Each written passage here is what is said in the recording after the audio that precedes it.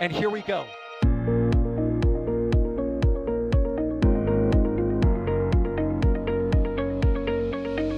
have liftoff. Propulsion continues to be nominal.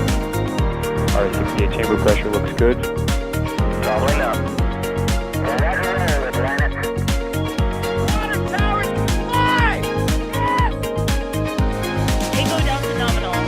Fighting downside SPD off. Bring in SPD off. Off. It's orange! Oh my god! Oh my god! Decollage. Look at this! Put that in the big bag, Eagle. 343 unfolds to go. Indeed. We rise together, back to the moon and beyond. This methane will be igniting in the flare, correct? Yikes. You good? Sure. We don't need any more of these.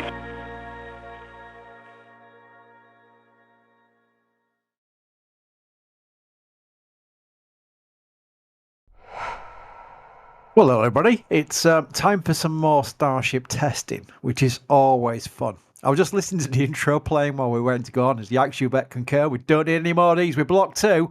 We want a healthy Block 2 this time round, even though it's on its unusual stand, which is on Pad 1A, on its star stool. I'm sticking with that naming. It's my made-up name, and I'm sticking with it. I know it might annoy some people, and some people might think it's the best thing ever, so I'm going to stick with it either ways. But we're going to be covering this static fire attempt. It's probably the first of two. They tend to do a single engine test, and they tend to do 6 engine test. It should be probably the first. It makes sense for it being a single engine test to start with, just to see how things work out, and then do the 6 engine test, but we'll see. But they usually do the 2. They aborted yesterday for unknown reasons. There's lots of speculation out there. We just don't know. There's no official reason out there, so we're not going to go down that path. But we know they aborted their static fire attempt yesterday. It wasn't a tanking test. It was an attempt to static fire. So we're looking at today being a recycle and seeing how to go. They have a long window until 7 p.m. tonight, and it'll be a lot of fun to watch what they'll get up to on Pad 1A. I'm sticking calling it Pad 1. I have to call it Pad 1A from now on. But joining me on this stream is Ryan. Hello, Ryan. Well, hi, Chris. They're missing something on the launch mount, right? It just looks weird. It's just... Yeah, but either way, we've got a ship on the launch mount ready to perform static fire testing after they MacGyvered a stand and ship quick disconnect. Yeah, I'm ready to go. What about you, Chris? I'm ready to go. I mean, we're watching the Crew 11 live stream and covering that in depth, and then the clouds started coming over, and I was thinking, hang on a minute, they're getting on, they're still counting down. These clouds look horrendous, and they're still counting down. It got to T-minus 6 seconds, I thought, well, hang on a minute, this is wacky. They're going to launch in this. And then they aborted the countdown. And apparently it was quite close. Apparently it only clipped a cloud that caused the abort on Crew 11. But of course, with ISS launches, they get a one chance window, so if they have to hold, as the hold call was, it automatically becomes a scrub. So Crew 11 will try again tomorrow, I assume, but that's usually a 24-hour turnaround, to launch 4 astronauts to the ISS. But for now, we focus our attention on Ship 37. This is the ship for Flight 10. It is a Block 2. There's 2 more Block 2s to go. And then they move on to Block 3 with Ship 39, which is now having its aero surfaces, well, I've forgotten the name. Flaps, sorry, I forgot the name. Flaps installed inside Star Factory, so they're getting some progress on there, but of course that will not follow immediately on after Flight 11, because they'll have a stand down and they've got to rework things before they move on to the next version of Starship. So the next two launches are going to be very interesting, because at the last of the Block 2, we're hoping that the curse of Block 2, which is not a real thing, but we're going to go with it, has ended with Flight 10. Ryan, it's a question for me, this. By the way, if you've got any questions, do NASASpaceflight in chat, followed by your question. It'll go into our panel. We'll answer as many as we can during what will probably be a long stream, so we'll get plenty of opportunities to come back. If you asked a question 60 minutes ago and we find it, we come back and we answer it. But Ryan, it's a question for me, really. Is there anything really that have changed from Ship 36, which went road at masses, to Ship 37 with Flight 10? Externally, no. Not that I can tell. They're doing the same type of heat shield stuff with the gap filler using the felt. I haven't really seen any changes. There could be internal stuff that we don't know, as always, between vehicles. but it's the Block 2, and they're really, really hoping, praying, crossing their fingers that this ship gets to a controlled re-entry so that they can get some heat shield data, move forward with the program a little bit. It's one of those things that they're just trying to get there with these vehicles. As far as I know, there's no changes. Yeah, I was sitting in chat. Put Alicia on comms. Yeah, she was amazing on the Crew 11 live stream. That's more Alicia's bag. Remember, Alicia works at the Intrepid Museum with Enterprise, although it wasn't a crewed vehicle because Enterprise was a test vehicle for the shuttle program. The space shuttle program, in essence, was the last big crew program before Crew Dragon took over. It was meant to be a tag team with Starliner. It's not really worked out that way. Not really worked out that way with Starliner yet. It might yet. I'm not going to rule it out. It's still not been cancelled or anything like that. It's still going to try and be a partner in the commercial crew operations. But naturally, you can imagine Alicia moving from the shuttle program to the Crew Dragon program. It was a natural evolution and towards having her as a commentator, and she was awesome. So that was great. I don't think Alicia would be coming on a Starship stream. I'd love her to come on a Starship stream, but I think she's more about the crew side. So until Starship starts launching crew, Ryan, I'm going to do it. We did it yesterday, but we're going to do it from the start of this stream right now. We're going to say it. What ship number will be the ship? We're on ship 37 right now. What will be the ship number? Join in chat that will launch the first crew.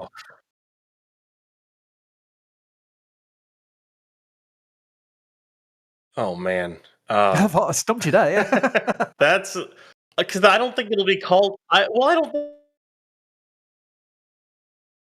think it'll be an actual ship number. I think it'll be because the one thing about now they just kind of have ship numbers as they're making prototypes. I honestly think they'll. Oh, I think Ryan's cutting out. Ryan, they'll do some kind of naming for different Starlink ships. What? Hold, Ryan. You were cutting out massively there. You might have to check your internets are plugged in to the big antenna that feeds off whatever you're using your internets. And then we'll see. We'll come back to that. Otherwise, it could be just me on the stream. Oh, you unlucky people. Thankfully, there's only 3,000. I said 3,000 people in right now. I have you all in my hands. You are my audience until Ryan notices his internets are better. You're better now, are you? Am I better, Chris? I don't know. You are. You do sound better now. Okay, great. Okay, so we're talking about crude ship. We're talking about crude ship. Yeah, I don't know what the ship number will be. It's going to be a ways down the line. I'm not even going to come up with a number, to be honest with you, at this point, because I think it'll be a different naming scheme for crude ships, kind of like tankers or cargos or Starlink ships. It's going to be kind of hard to come up with a number for it. So. Yeah, I've noticed chat were actually giving their guesses, and they were going into the hundreds, and I agree. I think it will be in the hundreds. That is not in any way pessimistic. There's several caveats to that being a positive. One is they want and they will achieve the flight cadence to get the reliability data in the bag before they even think about putting a crew on top. And also the fact that we'll probably get to 200 really fast. Based on the pads they're building, based on the cadence they're projecting.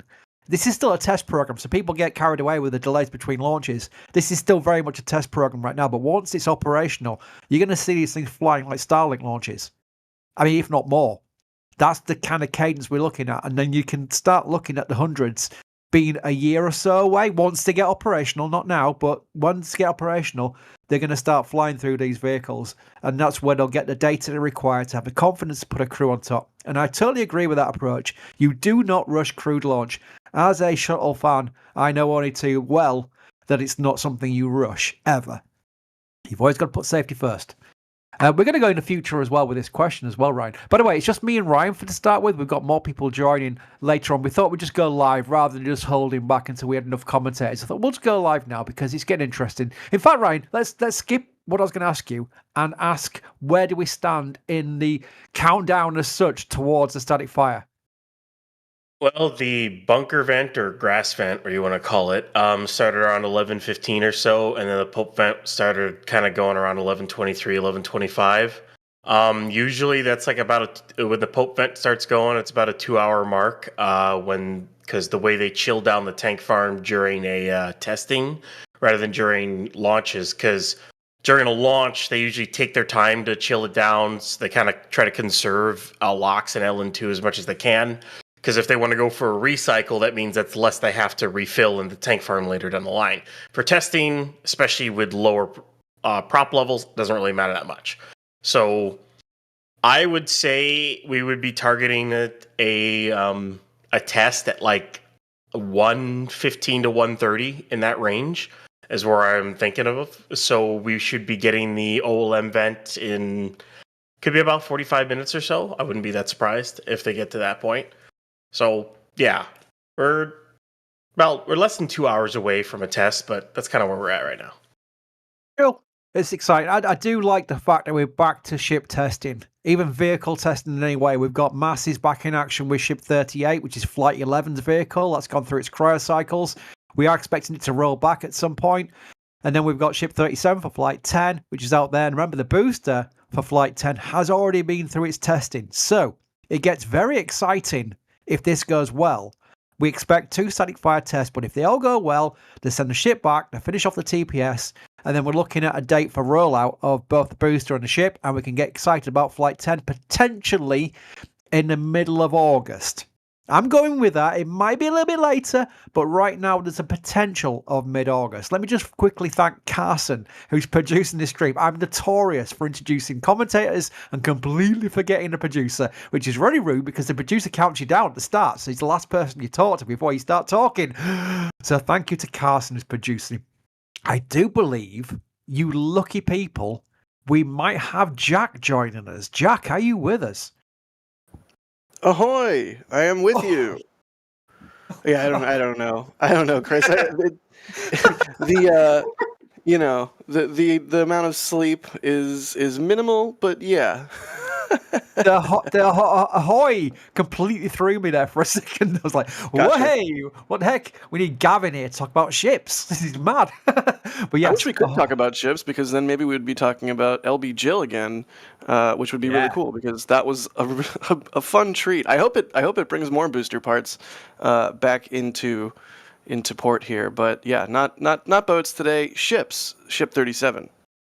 Oh, there's so many segues I could go right now. Because we are looking forward to... Well, first of all, let's cover this. We'll be showing the assets later. I think Carson's quite busy, but I did give Carson some assets, and I'm really rude to just say it on air rather than typing it. But we saw during the Crew 11 countdown, things like when the Crew Axis Arm, I was going to give it the acronym, but the Crew Axis Arm retracted away from the tower. We saw a really nice view of 39A in the Starship pad that's being worked on. And actually one of the Starship pad workers was in chat at that time as I was drooling over this imagery, saying, yeah, we're working full belt on this. We're going full pace on this. So that's really fascinating because you can see just how much work they're doing. I'm sure Ryan, later in the stream, if we have time, would easily spend 15 minutes going through on where the tank farm parts and the types will be going, because it's fascinating, isn't it? I already have. Oh, right, fair enough. Pictures taken. I already looked at all the pictures and analyzed where they're at. So yeah. But for the benefit of the stream, let's do it on a live stream. That'd be even more fun. But yeah, I was just thinking about ships. Remember, the first ship. This is still the plan. This is what Elon said. It's all confirmed. Currently, unless things change dramatically, the plan is to ship boosters and ships from Starbase, the production site of Starbase, to KSC. Oh, here we go. I heard the whoosh. I knew something was coming. So here we go. Look, this is the view. And this is where you can see the tower in the middle, almost above Crew Dragon Endeavour, where you can see the towers. You can see the flame trench from there on the left-hand side of the capsule. You can see where the tank farm's going to go. I'm going to let Ryan talk about this for a second, but I'm just going to quickly mention the first vehicles will go from Starbase to KSC by ship. Now, we don't know what kind of barge they'll use, but it's going to be fascinating just to watch it, and we'll see everything arrive on our cameras at KSC. So I am so much looking forward to that. Ryan, would you like to wax lyrically about what you see here in this view? So if you look right to the left of Crew Dragon and the trunk, you can see where they are. That's even a little bit better lighting. You see where they're making the water deluge farm, and then next to the trunk is the... that's where the pressurization system is going to be for the deluge. It's basically a carbon copy of what they're making at Pad B right now. They are routing the water deluge pipes under the cryo trench, it looks like, behind the tower. And one interesting thing to note is they are not putting all the propellant lines in a trench to start. You'll see a really long, thin, like layer of concrete with what looks like a bunch of footings. That is going to be set for above ground propellant lines. There's a really long concrete pad next to all the green water deluge pipes. That is going to be set for several liquid oxygen tanks. I don't know how many they're going to put in there, but it looks like they're going to put a lot. Then up by the sphere, which is going to be the methane sphere, it used to be the old Apollo and shuttle hydrogen sphere. SpaceX turned it over to methane a while back. It hasn't been used yet. Now it's going to get used for Starship. And there's some horizontal tanks there to increase the capacity. And you can't see it off screen, but there's going to be some LN2 tanks over on the side there. And then likely in between both rows of tanks is going to be all the pumps, subcoolers, and everything else that they need for the pad. It'll go through, run through the propellant lines, then go into a trench and go to the tower and to the pad. And that's basically how it's going to get set up. There's a lot of similarities to what they're doing what they've done at Pad B.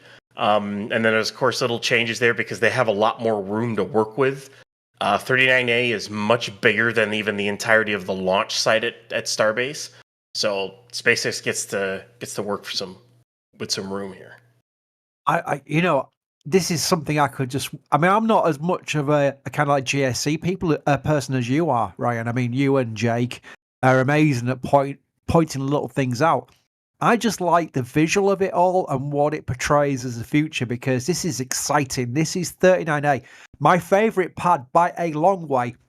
With a close second is Slick 6. I'll give Slick 6 a lot of love because I really wanted to see shuttle launch from there. But 39A, I mean, it wins because 39A's history and also the fact of what missions have launched from there, what vehicles have launched from there.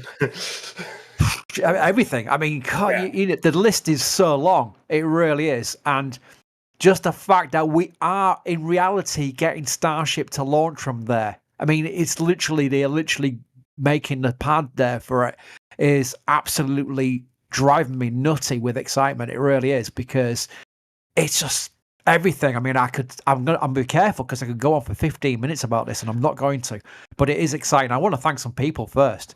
The idea of you being driven nutty with excitement is quite a turn of phrase, Chris. Like the imagery, because I've met you, so the imagery in my head was of you just bouncing around York like Daffy Duck, like woohoo, woohoo, woohoo. Anyway, bouncing off roofs and ceilings, like exactly. Boing, boing, boing. Yeah, exactly. Sorry, I watched too much Looney Tunes as a kid. Please thank our lovely supporters for what they do.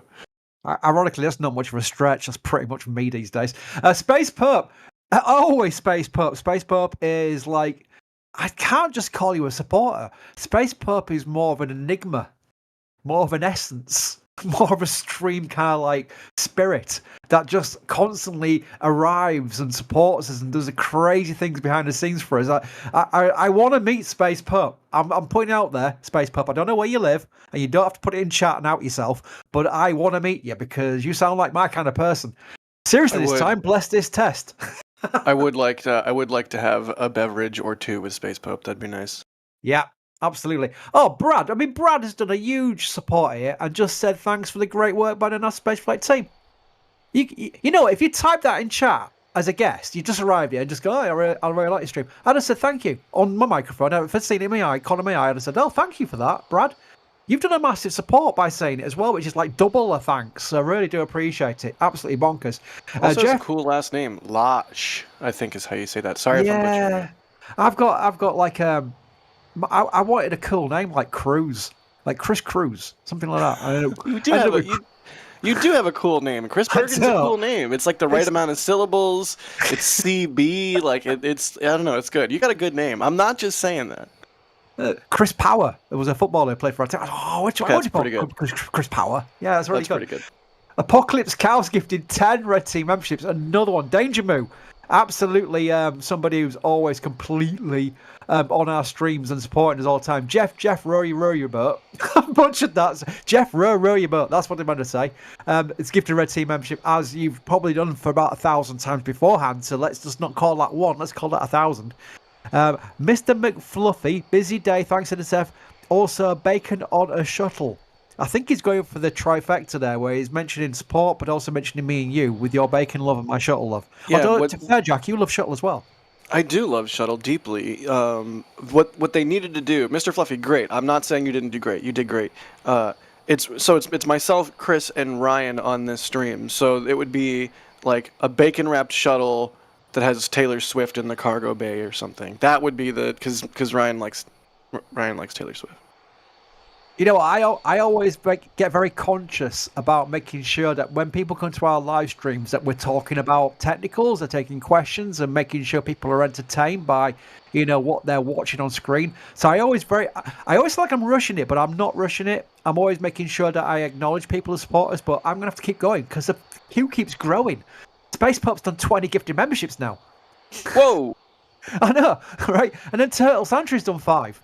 I'm like, okay, that's enough, guys. Right, let's take some more questions now, because I do want to kind of balance it. We don't want to be like a live stream where you're just constantly going, thank you for the super chat from, and thank you for the super chat. No one wants to hear that. It's always a really tough balance, right, Chris? Just because we can't do this stuff without the support, so we want to acknowledge it, but we also know that people come here not to listen to us read out thanks, but to talk about rockets. So we always try and navigate that balancing act carefully, but it is a tricky act to balance. I need more caffeine. I'm sorry. Have a nice big cup of brew. Have a brew. A nice cup of tea. Just make sure you put 2 tea bags in the cup. Make sure it's boiling water. Let it stew for a bit so it's nice and dark. Can I put milk in? Oh, you have to put milk in, yeah. Take your tea bags out, then put your milk in, then put any kind of sweetener you prefer. None. Preferably not honey or something stupid like Americans do, right? And then that will wake you up. That'll make you feel better. But go for 2 tea bags. The UK people in chat will back me up on this. If you're serious about waking up, it's 2 tea bags. There we go. Right. Chad, I'm sorry. I got him talking about tea. Yeah, Chris, I will find the nearest tea bag to me is probably several miles away at least. But thank you. Hey, look, people. The English in the UK in chat are agreeing with me on the 2 tea bag scenario here. Yeah, we built an empire on tea. I could go down a rabbit hole there. What? KSP so much less. Are we fleeking? Are we fleeking? Are we leaking the Flight 10 patches? You see where the F came from there. Are we leaking the Flight 10 patches? We could do, because Adrian's not in right now, so we could get away with it. Ooh. But it'd be. Oh, see, we had this conversation yesterday. Adrian was saying, if we get 10,000 likes, he might just mention what colour is the primary colour. I thought, Adrian, that's hardly a motivation. If they're going to get 10,000 likes on a stream, you're going to have to show the patch itself. And Adrian was like, oh no, we can't do that. It's got to be full stack. Okay. So yeah, we are, basically that is our routine. When we release a new patch, and I will tell you a little bit of a leak. It's not much of a leak. It might sound a bit obvious that I'd say it, but I'm actually saying it genuinely. It's probably our best patch to date. Jack, what do you think? Talking while muted is what I think. No, I agree. I think it's my favorite of ours yet, and I'm not just saying that to hype it. I have the honor of being in some of the channels where the patch planning takes place, and every now and then I will nitpick a small detail that is not an important thing at all, and the people like Jacques and the store team who actually get the stuff done soldier on in the face of pointless notes from me every now and then. But no, for real, they do really fantastic work. We take the patches so seriously, and I think the Flight 10 patch, everyone's going to be really, really pleased with it. I was trying to think if there was a word I could use that I could later say was telegraphing it, but I don't want to leak anything. I really don't. The store team takes it so seriously. That's their baby. Yeah, but I could put my OBS on and ask Carson to go present, and I could just basically leak it, couldn't I? Oh, it's like those big red buttons you say do not press. I kind of have to press it. I kind of have to. It's like I will probably melt if I don't press the button that says "Do not press." But there you go. I'll be very careful not to do that. In fact, Carson's producing. I don't think I get away with it, so we won't get away with that. I just want to note that while we were talking about people who support us, and I didn't want to sort of like dwell on it too much because people have got questions, and I like to answer questions. Rick RC Horseman, one of our team, has done $100 tip. Oh my word! So that is I amazing. think they might be starting a Break Chris train again, which is delightful because we can't do this stuff without the support. But RC always coming through with a huge amount of support.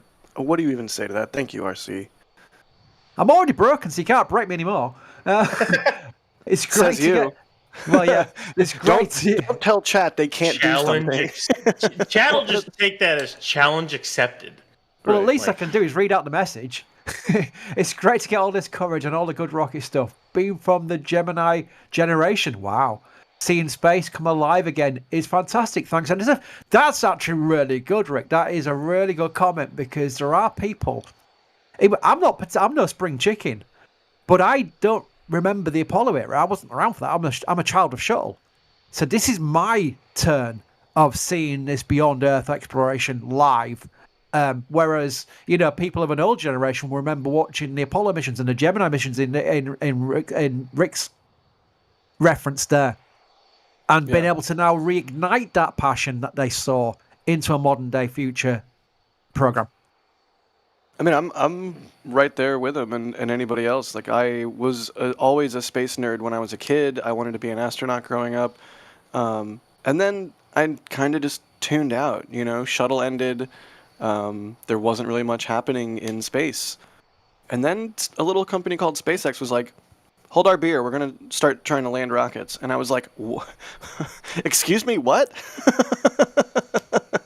And then I got interested again, and it's a long winding road, and you end up here, and I'm talking on a live stream with fantastic people I'm so happy I get to be friends and coworkers with. Like, what the heck?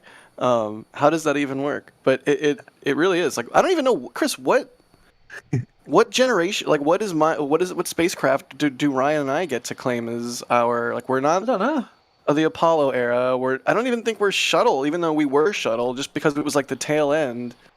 And it's certainly not Constellation. Yeah, the Aries generation. Oh. Yeah. I mean, don't get me wrong, I like Aries 1, but yeah, that's not how that works. Hang on, what? Have you been sort of like bullied by D and Co into liking Aries, or was that a genuine thing you've always done? You've always liked Aries? It wasn't an always thing, that's for dang sure, but I can neither confirm nor deny the absence or existence of any undue influence on my person regarding Aries 1X on the part of others at NSF. Carson's threatening to present a fake patch as the flight test patch. Carson, don't do that. Whatever you do, it might sound funny, and it did sound funny when I first read it. I thought, hang on, that could be a disaster because someone will screenshot it, put it on X, and then everyone will go, "Oh my goodness, flight 10 patch NASASpaceflight is rubbish." No, don't. Let's not do that. It'll be 8 months from now, or 5 months, or whatever it is, like 3 months from now, when the patch will ship. Oh. Hey! I heard the whoosh, and I panicked. As all the color drains out of Crispy's face. Yeah, as I said, Jack, already there. But it's kind of funny because they're still doing the Crew 11 live stream, I think. I can see people in the Crew 11 commentary, so we can go crazy. We can go off the rails here completely. But I do want to keep checking in with the status of, they're still live on the Crew 11 launch. So we're basically just doing this sidebar live stream ahead of the big game of Ship 37. But kind of preempting that, Ryan, where are we right now? Have you seen anything change? Are we still in the same status? No kind of like imminent fuel or anything like that? No, we're waiting. Next big step is start of OLM vent, so that's what we're waiting on. Maybe in like 15 to 20 minutes, something like that is when it might start. So, right, I've got a question for you, Ryan. Space News from MI asks, you all think they'll make a Raptor 4? So, Ryan, we've seen Raptor 3. They haven't got many of them, but they've started testing them at McGregor. But Raptor 4... I remember Elon's presentation in Star Factory. Was there a Raptor 4 involved in that, in the evolution? No, I think a possible Raptor 4 won't even be called Raptor. I think we're talking late 2030s, in the 2030 range at this point. SpaceX will probably use all of the flight data and everything from possibly hundreds of Starship flights and make a brand new full stage combustion cycle engine. It might be based off Raptor, but it won't be Raptor because it'll basically just take lessons learned and make a better, more powerful, more efficient engine. But I don't think they'll make a 4. So. No, that's fair enough. It's a question that's kind of like, I didn't think so, but I thought, you know what, I'm never too confident in my answers on things like that. So that's Ryan backing me up on my thought by saying it over the stream. Thank you very much, Ryan. Jan asks, this is one for you, Jack. You guys should add the footage of the run from Ship 36 on the last clip of the intro. I don't know if that would work. And also, it might bring back bad memories every time we do a live stream for Jack, because Jack, you were there, weren't you? Did you actually feel it when it went boom? Oh, yeah. Heck. No, I wouldn't say bad memories, though. I mean, I know some people did not enjoy that experience. I'm sure everybody at SpaceX didn't. It was just an anomaly. It was certainly out of the ordinary, but I've been around the Starship program enough that explosion is. I mean, that's part of what gets you out of bed every morning. It's at 3 a.m. Chris is, hey, if I don't get out there and point cameras at this thing, today might be the day something crazy happens, and I really regret it. That's better than any cup of coffee in the entire world. Let me tell you. The FOMO is better than any caffeine. Yeah. It's hard. A, it's hard because there's so many explosions, and B, it's hard because it's like which ones do you pick? It's editing. It's the classic problem of editing. They say kill your darlings. You have to kill all the things that are pretty good and only keep the things that are really good. I'm not saying like the Ship 36 won't be there, but whenever the new intro does actually finally happen, we'll see what ends up there.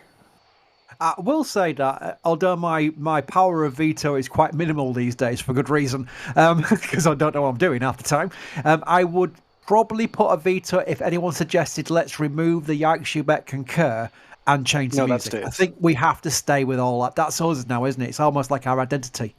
Okay, here's if we want to like go down this rabbit hole on my thinking on the intro as the person who made it. I think the song can change. I love the song. I think the song's iconic. I think the song can change. However, it can only change under 2 conditions. 1, the replacement song is even more of a banger. Or 2, it's the same song but a reimagining of it. Like, I don't know, an electronic version of it, or a vaporwave version of it, or a dubstep version of it, or a electric guitar. Electric guitar version of it. Actually. Oh, I shouldn't leak that. Yeah, that's a very good idea. That's a very good idea, Ryan Weber. Anyway, yeah, I do think there are circumstances in which you can play with the song, but I agree, Chris. The Yikes You Bet Concur stays. Good. Go, Ryan. I was going to say, the reason why I say that is like going from the original Halo theme from Halo 1 to Halo 2. I've got a better one for you, Ryan. I was going to, before you started talking, I thought, well, I've got one for Ryan. Do you remember this reference? And chat, join if you remember. Scott Beluga, one of my favourite actors, was Captain Archer in Star Trek Enterprise and also in Quantum Leap. And both shows on Season 3 changed the intro music from what it originally was to some upbeat version of the same song. And both of those shows ended badly with like cut off because they were cancelled. They gave a real bad ending to both of those series. So that's my reference to where you change the music slightly. Is to try, we're not getting the viewers we got. Let's change the theme tune a bit. No! Right. Hey, I actually like the Faith of the Heart intro. I actually like it. You would. I might be in a minority, but I like it. I like the original. I don't like the way they changed it up into like a happier version. No. Yeah. And then they had that like parallel universe bit where they had the evil Enterprise in like a war kind of warship zone, and they changed the theme tune again for that. That was quite good. Mirror in a mirror darkly. Yeah. Welcome to Sci-Fi Chat. When Ryan and me are on a screen, we're going to have Sci-Fi Chat. It just happens. Luckily, again, as soon as we see something change with Ship 37, we will start talking about that. Don't worry, we're not just babbling for no reason whatsoever. We're just filling a bit of time between the time they get to prop loading with this ship, which still does look weird to me. Jack, it looks weird to me. It's like they are missing a booster. It's kind of doing me head in a little bit. What do you think? It's weird, but it's delightfully weird, at least to me, Chris. I mean, part of it is it's different, and when you have a new, different subject to take photos of, it's it inspires. It's like, oh, maybe I'll try this spot over here that I normally don't use for the full stack, but I know was good back in the low altitude hop days. Like that print that we have on the store for me of this ship on the stand without a booster is from a spot that I used to go, that Mary used to go. It was a really great spot for rollouts and for shooting ships out at the launch site back before the orbital launch site existed. And then they built all the vertical tanks that no longer exist, and it kind of blocked off that entire view from the north side of the dunes from that sort of little spot right there. Yeah, there's the print. I really wasn't trying to do a plug. But point being, I had stopped sort of shooting that particular angle for a little while, partly because those vertical tanks were there, and partly because you're too close to a full stack to use a lens that doesn't make it look like a weird bent piece of spaghetti because of the lens distort. It's a whole thing. Point being, Chris, yes, it looks wonky. I like it though. I kind of really like it. And when you're driving into Starbase, you can always see when there's something out at the pad. When you're driving into Starbase and you see this, you're like, wait, that's not is that a boost? No, that's not a boost. What is on the pad? Like, it just looks different in a delightful way. Like, I'm all about variety. The bonkers thing is these ships are not small. I remember, I've never seen one in real life, but when we had the drone shot when the TFRs allowed for it, of one of the ships, I think it was Ship 36. It might have been before. It was either Ship 36 or one before, where Jerry had his drone up. And it was like looking at it leaving the production site and then going onto Highway 4, and you could see the little tiny cars next to it. I thought, oh my goodness, for once I can now actually get a sense of scale. And they're huge, and it looks tiny on the pad. So it's kind of, here we go. Yeah, Jerry flew for a rollout, and I flew for, I think I flew for 37 going to Massey's for cryo, if I'm not mistaken. You can see the ship's on a static fire stand, so you can tell this one's Jerry. But yeah, it's really one of the only ways you can truly get a sense of scale. Like, you can see a person. There's a person in there walking alongside the SPMT like they always do, except now you can actually kind of see, like, oh, it big. It's bonkers because, it really is a sense of scale and people might not appreciate it, but look at it on the pad, especially the long distance views. It looks tiny. It looks, it's a little small little ship. It's a little tiny adorable ship. It's not. It's massive. It's just the entire Starship stack is absolutely massive. And by the way, speaking of massive, that's a terrible segue. But I just look back at the panel. Uh-oh. I was saying to people, look, please, obviously, we really appreciate your support, but we just, don't try and break us by just throwing absolutely tons of stuff at us. And you have. Cinderella's become a Padrap member. Schrodinger's cat, first ship to Mars, should be named the Rochant. Oh, have I pronounced that properly? I don't even know acronyms. I'm too old for that. I'm going to put it into the ticker. Ryan, help me out.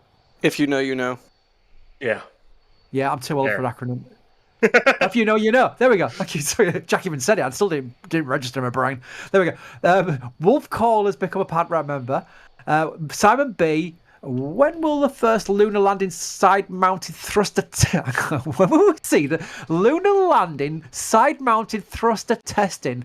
Love the live stream as always. Cheers, guys. Well, thank you, Simon. I'm sure you did a tongue twister there on purpose for me. When will we see the first lunar landing side-mounted thruster testing? Would that be a McGregor, Jack? They presumably, tend to test yeah. thrusters at McGregor, don't they? Yeah. Yeah, presumably they might even already be doing subscale testing there, and it's like on a stand that we don't have good visibility on, and every now and then our McGregor Live setup here's like a psh, or like a we don't know what everything that they do at McGregor, so it could already be happening. But yeah, that's basically where I would expect that, and then maybe sometime in the near future, hopefully, we see some integrated parts arriving, like those side-mounted thruster thingies that are in some of those HLS renders. Maybe they arrive integrated as like a block, and then that gets stacked onto the tankage as a unit. I don't know. Maybe that's not at all what happens, and it gets completely built here and then shipped to McGregor and then shipped back here. Who knows? But that's one of those things where, there's many puzzle pieces left to be seen here in Starbase as they start building out the Moon and Mars architecture and get past this prototyping phase. Like, so far, all the puzzle pieces we've been collecting are pieces of the prototypes for this program. The operational stuff is still to come, and we'll be dredging through all the info we can glean on all the pictures and all the imagery we can gather from that stuff when it does start showing up. Yep. Future Martian 97. I recognise that name. Got to contribute to the Break Chris Fund.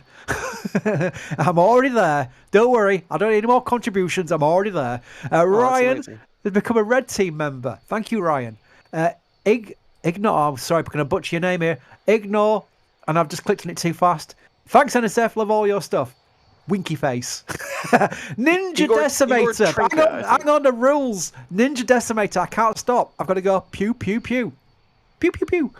For Good Jack. Job. Here's the stair vent I see. Is that a stair vent I see? Joke from yesterday. Jack, what was that reference to? That's the stair vent. We were looking. So right now we're looking at we're looking at the stack via our Dune cameras. We were looking at the stack via the North Beach cameras yesterday, and I saw that spiral staircase that you can see in this shot was obstructed by one of the legs, and I got a little bit excited and was like, yeah, in this shot, I thought the little snippet of stair you can see underneath the mountain ship was the OLM vent starting up. And I was like, oh, it's the OLM vent. And then I was like, wait, no, it's the stair vent. I'm an idiot. So that's what that is. I did see many other people in chat saying questions to NASASpaceflight. Can you static fire in the rain? I think that's a reference to your commentary as well. Very cheeky people in chat, but they're putting winky signs on the end, so it's not malicious. Chris, if you ask me that, I have to then say, yeah, probably. And then I get very nervous and look at the ship just because I'm a creature of habit. I could do the Max. I could do the Max impression. Oh, my God. That was really good. That was really good. Yeah, that was amazing. Yeah, almost like a viral thing now. And my word, Novitips is going bonkers. First of all, Novitips created absolute chaos in chat with a 1 million... It's 1 million in the currency support, but it's still a lot of money. It converts it here in my panel. It's still a lot of money. So Novitippy, while you cause chaos by thinking you actually donated $1 million, which is impossible, by the way, in a live stream on YouTube, but you did cause the chaos, and I do appreciate the chaos because chaos is fun.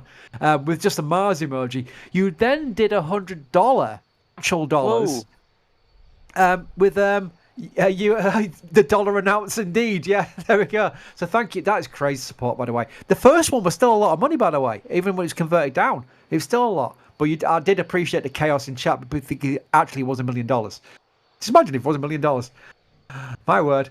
Starship flight. Hey NSF, why does Starship not perform a single engine static fire? Oh, why does Starship not perform a single engine static fire and a 6-engine static fire back to back? But I say because they do both, but back to back is the question at the end there. So Ryan, is there any possibility they could do that anyway? They could static fire this single engine right now in now's time, whatever, and then recycle and then do a 6-engine static fire the same day. Could they do that? I think they could do that, couldn't they? In theory, they could do that. They just never really have. They haven't done that since basically SN9. I think it was when they did the 3 back to back to back. I don't think they've done. Well, no, it was S20. It was S20. Actually. I think you're right. Yep, I think you're right. Yeah, it was definitely something after 9. It did one RVAC and then an RVAC and an RC on the same night. They just haven't done it since. They could, but they just don't. So. Yeah, I think part of it's up to data review. You want to fire the engine and then review the data. And get the ship back into a empty state so that when you're going for your next test, you are entering into that test in the appropriate conditions. And that takes time. So I think some of the time they just eat into their window. Like what we saw happen yesterday when cars had to go back to the pad and then it seemed like there was some sort of hold. We don't know exactly what happened. We'll refrain from speculating. But point being, by the time they got that far into the window, if they had successfully done a static fire at, say, like 4 or 5 p.m., it's pretty tricky to get the vehicle drained and then reset everything, and then get it, get the next test up. And why strain your teams? Why keep people on console? You want to review that data anyway, and go over with a fine-tooth comb to make sure that everything looks good. That's the whole point of the test in the first place. So I don't think it really necessarily makes sense to do both in a day. I'm not saying they can't or wouldn't, but I get why they typically take a day or they take some time in between static fires to review the data and do whatever else they need to do to ready the vehicle. We have 5,700 people in, and they're not even started fueling yet. That's a lot of people to say there's not a lot going on just yet. We are expecting it pretty much soon. As soon as anything changes, I'm sure Ryan will do his best Alex impression by doing oh, and to let us know that something has changed, because we are waiting. They are preparing. Everything is on track. There's no hold or standing down or anything like that. They are preparing to start fueling Ship 37 for its static fire test. So that is exciting. That's coming up, but there's a lot of people in already. I'm going to ask one more favor from everybody. Just one more favor. All I'm asking is, and I'll explain why, is like the stream. Because we have a lot of people in right now, and I'm sure most haven't just clicked on the like button. It takes you half a second of your day. Go and click on the like button. The reason why we ask for that is not because we get any more money from that. There's no money for likes. You don't get paid by YouTube for likes or anything like that. There's none of that. But I think it's important to me, because the more I learn about YouTube, the more I understand why all these AI slop channels, you've seen them on every subject matter. They're AI slop. It happens. It's the way things work these days. They actually buy and actually use auto likes to get them higher in the rankings. And I said yesterday, this is one thing I noticed, that if some youngster who may be just getting into rockets types in obvious keywords like Starship, SpaceX, Elon, Starship, they're going to get AI slop, which is inaccurate and rubbish. And that might even put them off for life. And I can't, in my good conscience as an older person, like that at all. So the one way of fighting it is to try and get the legitimate streams, not just NSF. Any legitimate channel who covers spaceship, Starship, anything like that, SpaceX, I say the same thing on their behalf. Like them. It takes you half a second to like a stream. And make sure that the actual legit channels that cover these things properly get higher than the AI slop in the rankings. That is why I asked for it. There's no money involved. It is just something that takes half a second. It's free. Anybody who's in a stream like this can do it. And it just helps everybody out, because we have to battle what will be an ongoing and worsening battle with the AI slop channels. There we go. Thank you. I've had my little speech. That's my favour I've asked of you. And now I'll carry on now with questions. Severin Fisher, always with the good question. I've noticed that Severin always asks good questions. Always. And this is where chat can join in. Which ship SM will be the first tanker or HLS? Now, caveat, chat, is that they are going to have a demonstration mission. Target and Chaser is the name of the two ships that will be on this demo mission for HLS. So it might be a pretty early number in your actual numbering scheme. So let's all have a guess in chat, and I'm going to go to Jack first. Jack, which number, SN serial number for ship, will be the first tanker for Starship tanker? 50. Ooh, that's good. Somewhere in there, I think. I do think it's going to be relatively soon. That we know that was an objective they even wanted to get to this year, but didn't. But yeah, I just think we're going to see that sooner rather than later. I'm going with 50 explicitly because I think we see up to nose cones 44 in the factory right now, and some of those, like 43 and 44's cones, are presumably so early on that we can't really tell much from them. But so far we haven't seen any wild hardware or any super different hardware that would lead us to think like, hey, that might be tankery. So that's why I'm saying 50, because I do think it's soon, but I don't necessarily think that it's super duper imminent. So sometime in the next 5 to 10 ships, and given that we see 44's nose cone in the beginning stages of production, I think 50 is where I'm going to land. My one request from SpaceX, if anybody at SpaceX is listening right now, on the off chance that's happening, you guys put the banana for scale on a Starship. That was awesome. You put the numbers on some of them. We love that. Target and Chaser, it doesn't really have a ring to it. I suggest one of them should have a Roadrunner decal and one of them should have a Coyote decal. and one of them should be Coyote, and one of them should be Roadrunner. Heck, call it Star Runner for all I care. But the tanking demonstration, please let it be Roadrunner, Coyote decals on the ship and tanker. I'd be so happy. I like Target and Chaser. Sorry, but I do like those. When I first saw them on the presentation, I thought, oh, that's cool names, thank you. But now I'm thinking decals, so yeah, maybe not. I will say chat is gravitating between early 40s and late 60s as an average. I've been reading chat. I read chat. I'm notorious. We have a production panel, which is just the screens we share. But I'm notorious for being nosy and just reading live chat. And I will always read live chat because I think it's... but you get to see questions. Maybe not got that spaceflight. Really good questions, and I will answer them. But yeah, I'm seeing that the gravitating between 40s and 60s. So we're all pretty much on the same hymn sheet. Although I'm going to go to Ryan to blow that expectations out the water. Ryan, what do you think the number will be? First tanker. Because what I think they're going to do to start is I think for the Target and Chaser, it'll be 2 Starlink ships that'll dock together. I think, or they'll just forego the Pez and just put 2 ships together. Because to be honest, the tanker ship, what it really needs is the docking hardware and then the transfer hardware. It's not really, the nose cone shouldn't really change that much with that. It'll all be on like the payload bay and the tankage itself. So until we see that, we won't see anything else. And to add on to what Jack was saying before, is we're out to like nose cone like 45 and 46, I think is where we're at this point. But I think it could be like 43 or 44. I wouldn't be that surprised if the first 2 tankers or at least demo tankers for Target and Chaser are around there. They want to get it done next year. Yeah. I will say my call to arms about the likes is around 7,500 likes. Thank you very much for your support on that one, because I sometimes go on my little pedestal and have a little kind of like point to make. And it's a very valid and accurate point, by the way, I made. And I'm just thankful that no one in chat just turned around and went, nah, I'm not listening to Chris, I don't care. Yeah, everyone did. It was like the power. I'm going to go mad with power now. Mad with power. No, it is a valid point, and I grind my teeth another millimeter down every time I'm like on a friend's TV or on my own YouTube account, and like I'm searching for something, and you see those channels pop up, and you can just tell, and you're just like, ugh. It's just like, come on, YouTube, do better. It's 2025, but y'all, thank you so much for helping out. Someone's started a channel with horse photography, and it's all AI horses. They look amazing, but they're all AI. I'm like. I didn't come here for AI horses. I thought you were gonna say they look weird because like AI will like do extra fingers on a hand or something. Like I was picturing like AI hallucination horses, not good looking ones.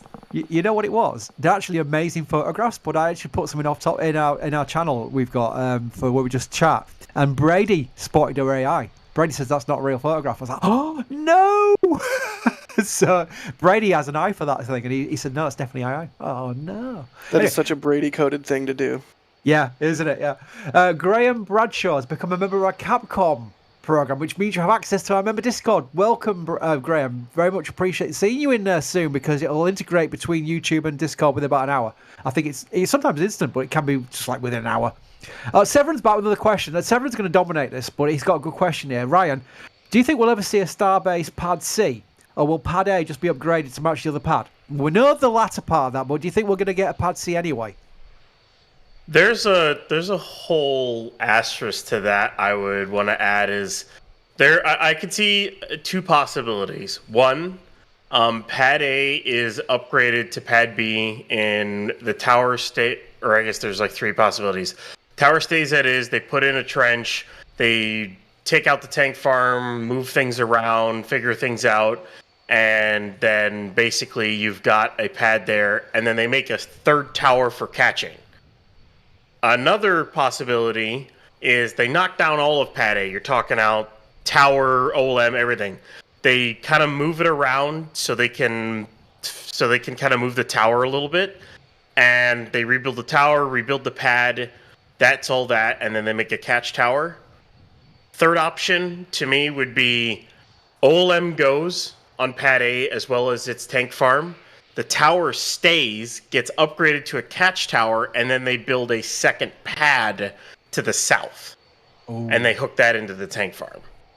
I don't know which one they'll do. It's a big question mark. We'll have to see when they start demolishing stuff and whatnot. But yeah, I think those are like the three big options that we have. You see, Jack, we were banging on about 39A and how exciting that will be, and they've got 37 as well in the works, where they're going to have 2 towers there. But the one thing I've always had in the back of my mind is the Cape Canaveral and the KSC are very busy launch sites, and they're going to get busier with Stoke, Relativity, and all Firefly, all these other companies that are building up there. Whereas Starbase, you don't have that problem. The range is SpaceX's. They can, they've got the range. So would it make more sense building up more pads at Starbase than it would on the East Coast? I think it's all trade-offs, Chris, like all things in rocketry, and part of the trade-offs they make in Starbase, yes, they control the range, and it's Starbase. It's the Wild West of rocketry, and, they're not competing with other companies or other launches or anything like that. However, every single bit of that water that you see used in the deluge, every single bit of every single commodity, every single piece of concrete, of steel, of everything has to be trucked in down Highway 4. And that is not trivial. And, Space Coast, yeah, there's other rocket companies there, and they have to compete for range time. But fact of the matter is, there's already a bunch of infrastructure there because of those other companies and because of the Space Coast history. So I feel like it'd be easier to ramp a large number of flights from somewhere like that with infrastructure versus somewhere like here in Starbase. I'm not saying, I fully think Starbase is going to continue to grow for the next 10 years, easy. And it's going to continue to be a place where you blink your eyes and open them, and it looks vastly different. And you're like, what the heck? When did that happen? But yeah, I don't know, man. Until the road problem is solved, which they're in the very beginning phases of doing that now, thank goodness. But until that's solved, and even then, that it's a tricky prospect. And even just, man, the launch site, you've seen the aerial photos from our flyovers and stuff, Chris. I mean, you can see in this shot here, the launch site is effectively on the high ground, which is only the high ground because it's a foot or two higher than the surrounding land naturally, and SpaceX has built it up further. But you can see that large, beige, khaki, brown, whatever. The stuff that's not vegetated, that's a big, large salt flat. I'm not sure if that's even the right term. Estuary, bay, ephemeral lake. But yeah, sometimes that's all water. Sometimes that's hard-packed, dry, salty crust. And to expand out into that is a different proposition than all of the spot. If you just look at the aerial shots of the launch site, you can see they've basically occupied all of the easy bits of land to occupy. And the same thing goes for Starbase proper. And they can make more land, they can reclaim stuff, they can do swaps and stuff like that with the county or with the federal. But they're already pushing it. I mean, just look where they're putting the air separation unit. In my opinion, the dumbest possible place. But hey, that's me. Hey, look, there's clever people who know what they're doing. I've got a lot of people in chat saying, OLM vent. It's just a camera angle. Carson, can we change this camera view we've had on for the last 5 minutes? Because it's baffling people. It's not venting. I've got a multi-screen up. By the way, if you remember, it's not like I'm always sending memberships. You've got multi-view madness. You have Carson's production screen where you've got multiple cameras all in one screen. So you were able to be ahead of chat there by knowing it's not the orbital launch mount venting because it was just a camera angle. But Ryan, where are we with status before I hand over my reins to Alex? Because I hear Alex is back. But I'm going to first of all just give Ryan a chance to do an update on where we stand. Anything changed yet? I don't see anything change. I think we're kind of waiting on the OLM vent to get started here. They're still kind of pressure building and chilling down the lines. But yeah, nothing really changed yet. So they're taking a little bit longer to go through this right now. So cool. And on that bombshell, I'm going to say goodbye from me and welcome Alex. Hello, Alex. Hello. How's it going? Yay, it's Alex. Thank you so much for handling the start of the stream there, Chris. We appreciate you. You're welcome. Bye-bye. Thank you for holding the fort, by the way. We have a fort? Nobody told me we have a fort. I guess. Yes. I don't know. I want a fort. The metaphorical fort. Metaphorical? Metaphorical. Welcome, Alex. Welcome. I hope you're ready. Ooh, I'm ready. I'm really ready. Yo, we've got Ryan Weber and Alex Alcantarilla Romero on, and I wasn't even looking at your name when I said that. I'm proud of myself. I don't even care if you are. We've got two very smart people on and an oaf. That's me. I'm the oaf. So if you have any questions, ask them in chat while we wait for this OLM vent to start up at NASASpaceflight. We'll see your questions pop up in some software we have running in the background. It's about to. Yeah, it started. Hey, look at that. You Are you sure it's not summoned the old stairs? vent. Are you sure it's not stairs? No, it's there. Look at that. No, it's there. The lines are getting frosty as well. Right as it heard Alex was joining and it decided to No, start, so. I think it was Jack.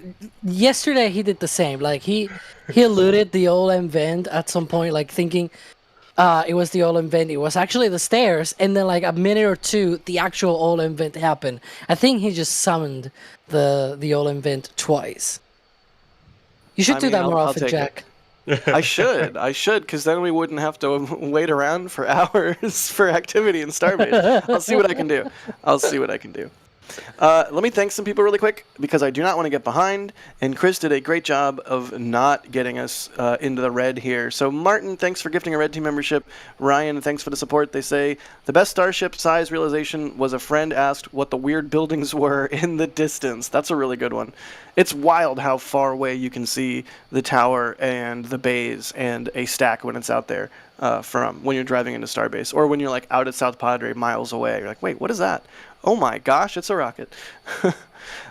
Graham Bagshaw, thank you for the support. They say, I'm GB Apollo 17 on YouTube, saw Apollo 17 launch in 1972, but you bring back the space joy. That's so cool.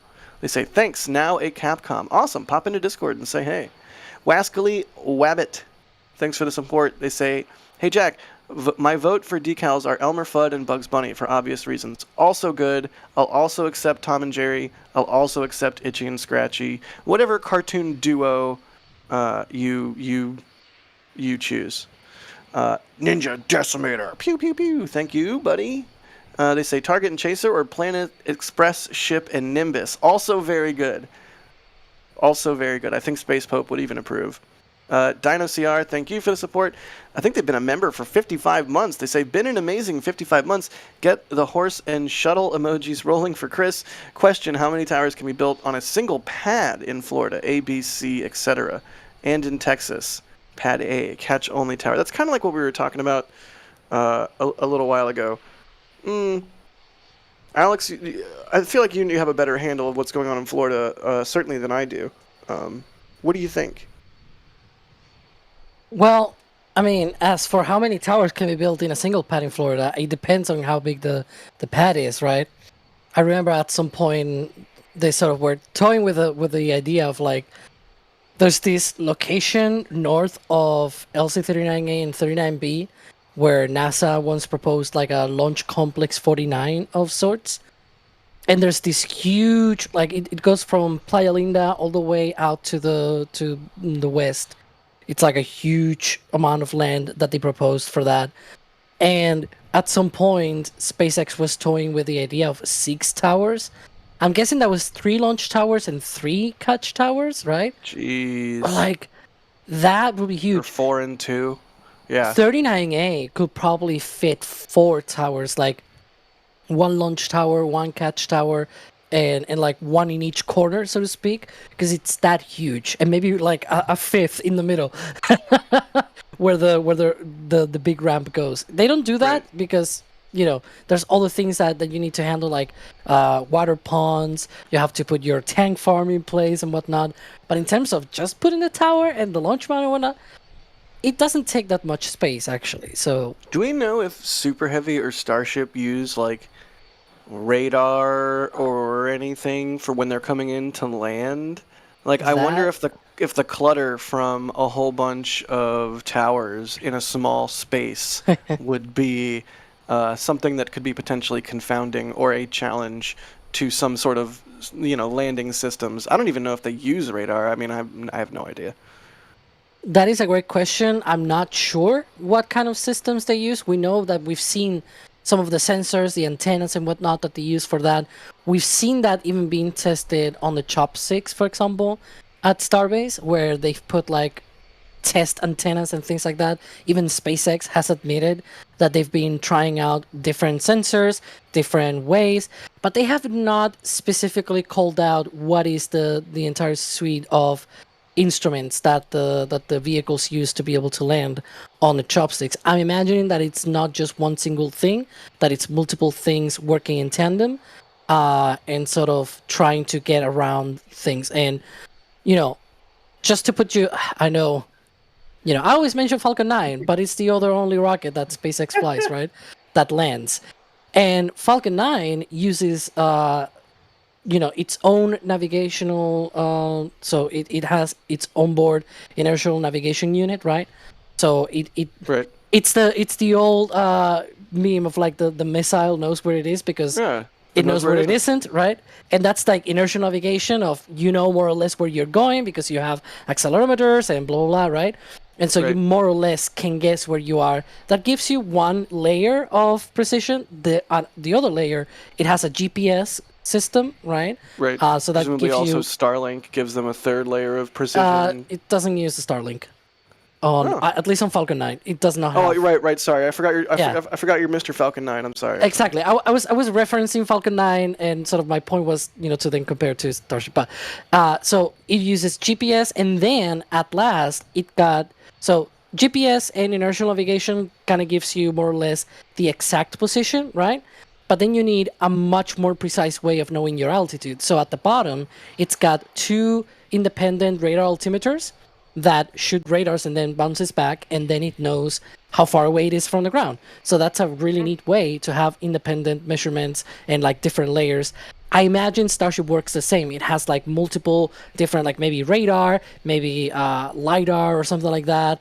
GPS, it probably has its own inertial navigation unit as well. Like it probably has a multitude of things.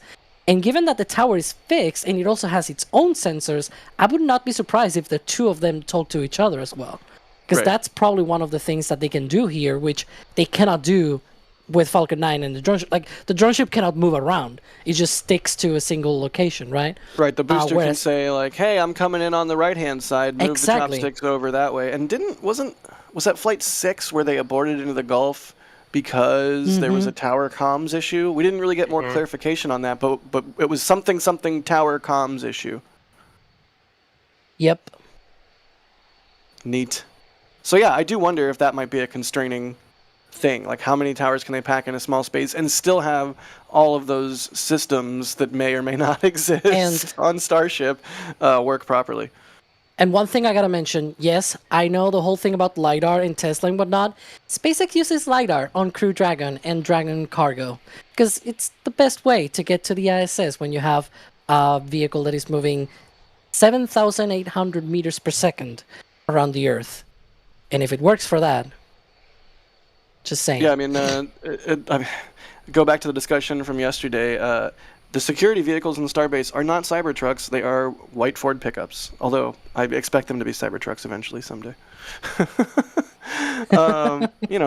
Sometimes the solution isn't vertically integrated. Sometimes the solution is just a solution. Let's see. Telstar86, thanks for the support, buddy. Always see your name pop up over and over and over. They say if they drop the Raptor name, what's next? Maybe Rex or Bronto? Compy for stubby variant? Yeah, I don't know. Something cool. Raptor's kind of hard to beat. North of Antarctica. They say, here we go again. I suspect they were trying to break Chris. Thank you so much, buddy. Martin, upgrading to Capcom membership. Jump into the Discord and say hey. Thank you so much, Martin. North of Antarctica again, gifting 5 Red Team memberships. Thank you so much. And Methane Man. They say stair vents are real. I mean, kinda. I mean, it's not a stair vent. Is everyone just gonna call it a stair vent now? No, Jack, that would be a bad thing to do. All right, thanks. I'm glad we all agree. Cool. So, OLM vent is active. Ryan, timeline-wise, what are you thinking? Where are we at? How long does this last? Give us a rundown. Well, with usually 30 to 40 minutes for chill down of the mount, and then yesterday was around 40 minutes of prop load. Oh, we could be 145, 150 for static fire. Is where we could be at. So yeah, waiting to see subcooler activity. They weren't really running many subcoolers for this because basically what SpaceX did is they took the booster side of the tank farm and only activated enough things that you need to run a ship. So I think it's like there are only like 2 LOX subcoolers and a single methane subcooler is what they were running. So they weren't running much. But yeah. I wonder if they just cranked the tank farm up to like what it would normally be for a booster, if it would just all the improvised plumbing just like pop pop pop. That would be bad. But clearly they're running the tank farm at a reduced capacity for reasons. Pauline Brock, another name we see all the time in chat. Hey, Pauline. They say, is it just me, or does the adapted booster quick disconnect look like a turkey tail from the side? Not just you. What? What? Kind of looks like a turkey tail, yeah. I don't know about that one. Kind of looks like a turkey tail. What, you don't agree? Kind of looks like a turkey tail. If you say so. I didn't say so, Pauline said so.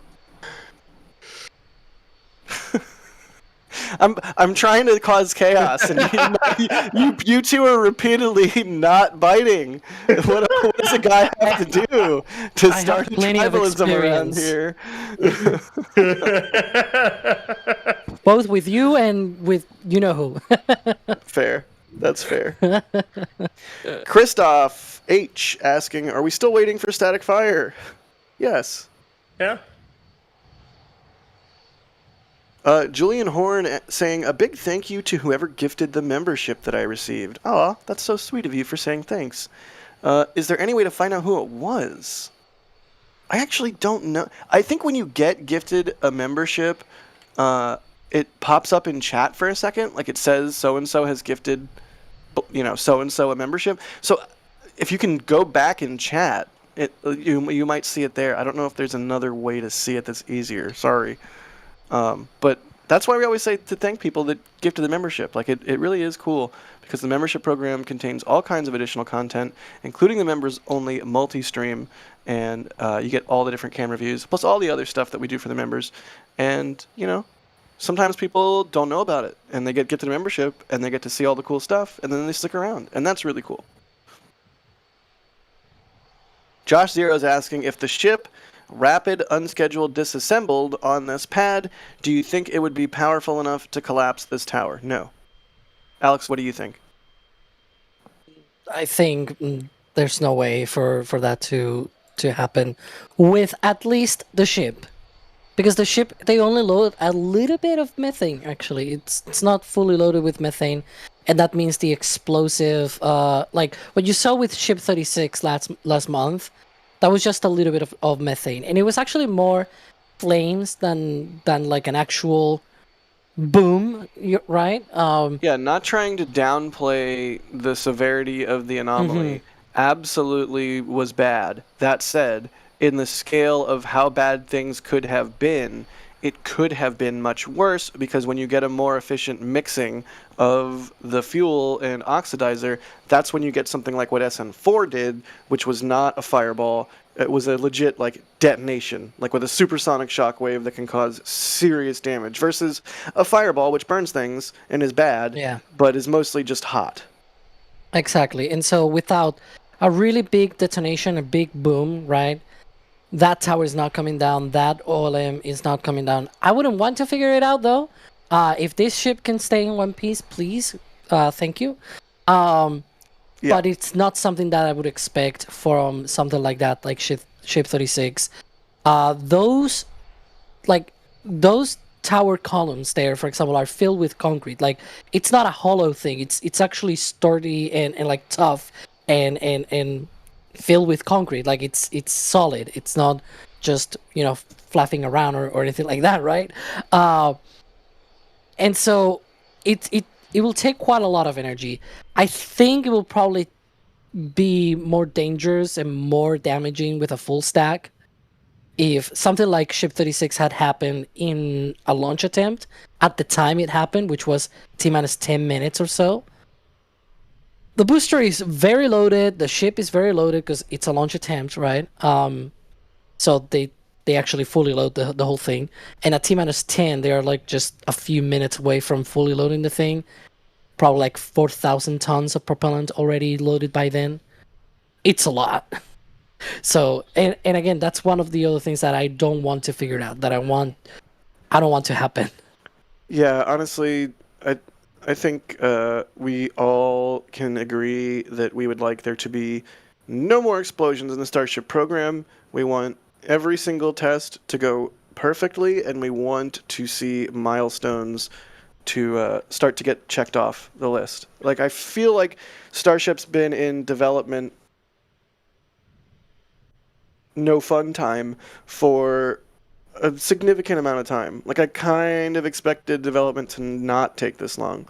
Like, wasn't there a Gwyn Shotwell quote where it's like, if it takes us as long to fly Crew on Starship as it did Crew Dragon, that's a major company fail? And Crew Dragon was, what, 6 years? And what year of the Starship program are we in? Like 5, 6, somewhere in there, in earnest? Yeah, it sort of feels like this is taking a while. But go ahead, Ryan. The way I look at that is like Crew Dragon is a capsule, and humanity has done capsules before. We've done that. It's a thing we've done. It's tested, and it is complicated because it's a rocket, it's a capsule, it's crew. It's not saying that it isn't.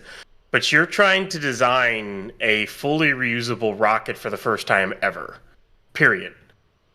Using hardware, and it's the most powerful rocket ever built. You're gonna run into problems. Like you're straight up, you're going to. I don't consider the fact that they're not close to any kind of crew launches, any kind of failure. They've got a lot of teething pains to figure out. I do think this year has been a relative failure for the program as a whole. Infrastructure wise, it's going great. They're doing great with Pad B. They're figuring out infrastructure here and there. They lost stuff at Massey's, but they're rebuilding it. But in terms of flight tests, you've progressed with booster, absolutely. But ship has been a failure, completely and utterly has been a failure this year. And they need to get out from under that and push forward. But I wouldn't consider the fact that they're not at crew launch or close to crew a failure at all.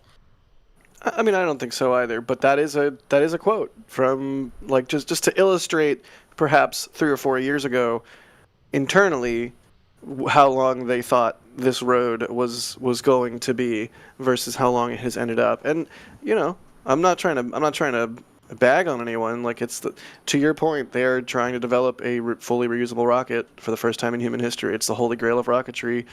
It's no joke. Steve Timmons, thank you for the support. $23 super chat. Thank you. That's outstanding. They say, tell Jack, hi, my 95-year-old dad was excited to see him prepping for Flight 8 on March 3rd. Maybe next time he'll have some swag to share. I'm so sorry. Sometimes I run out of patches or stickers or whatever swag I'm carrying that day. I'm so sorry.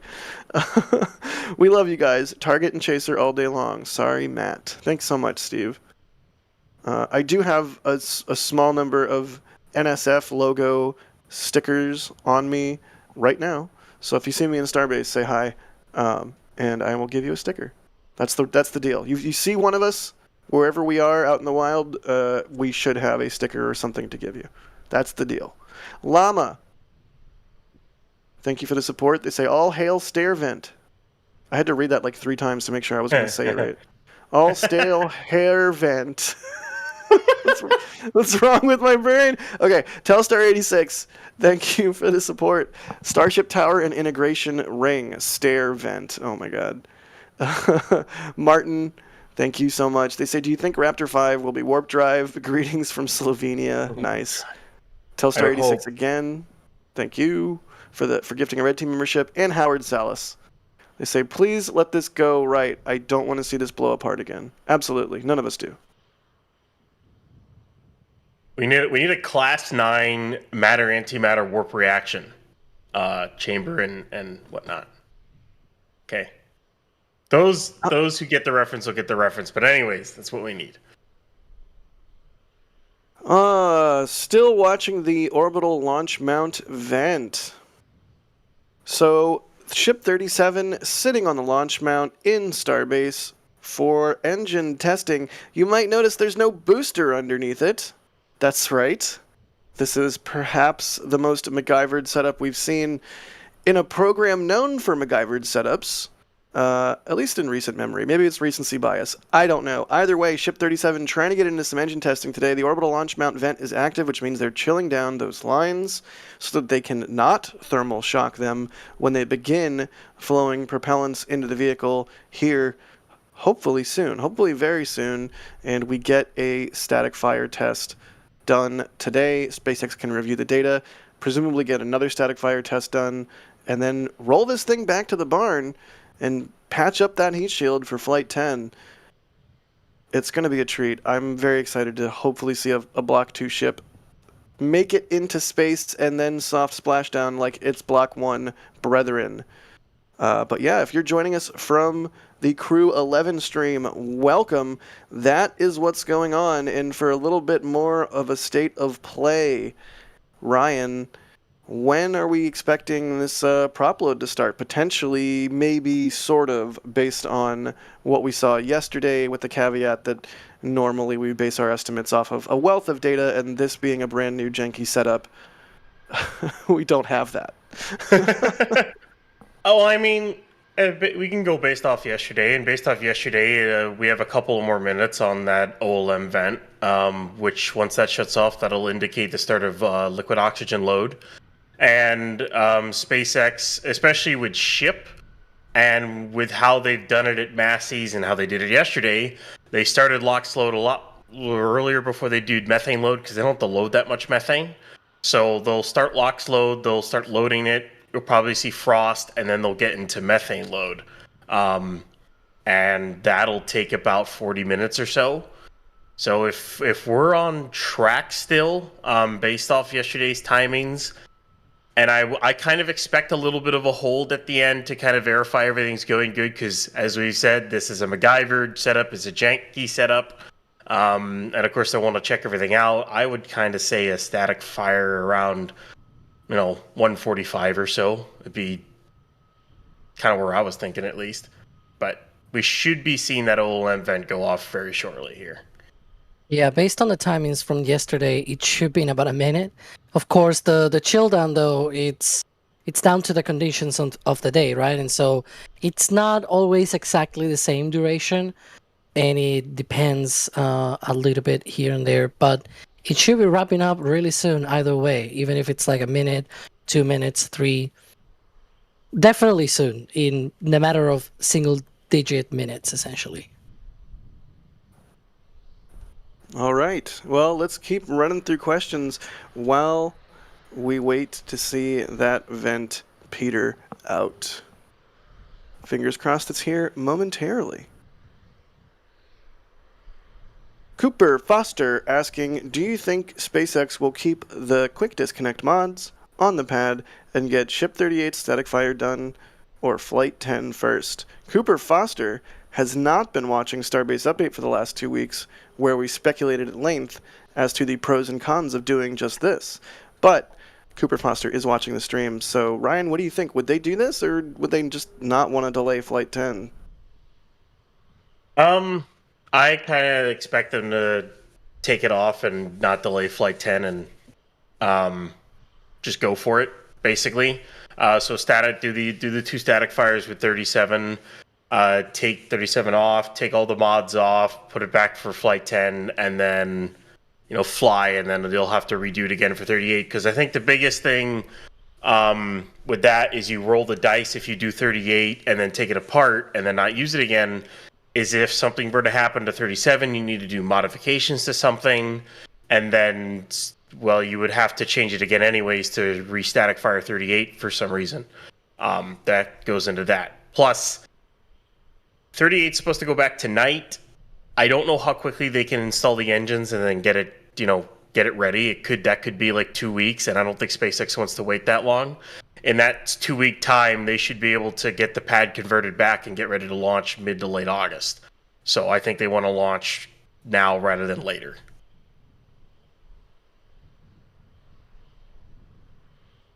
Talking while muted. Yeah, that makes sense.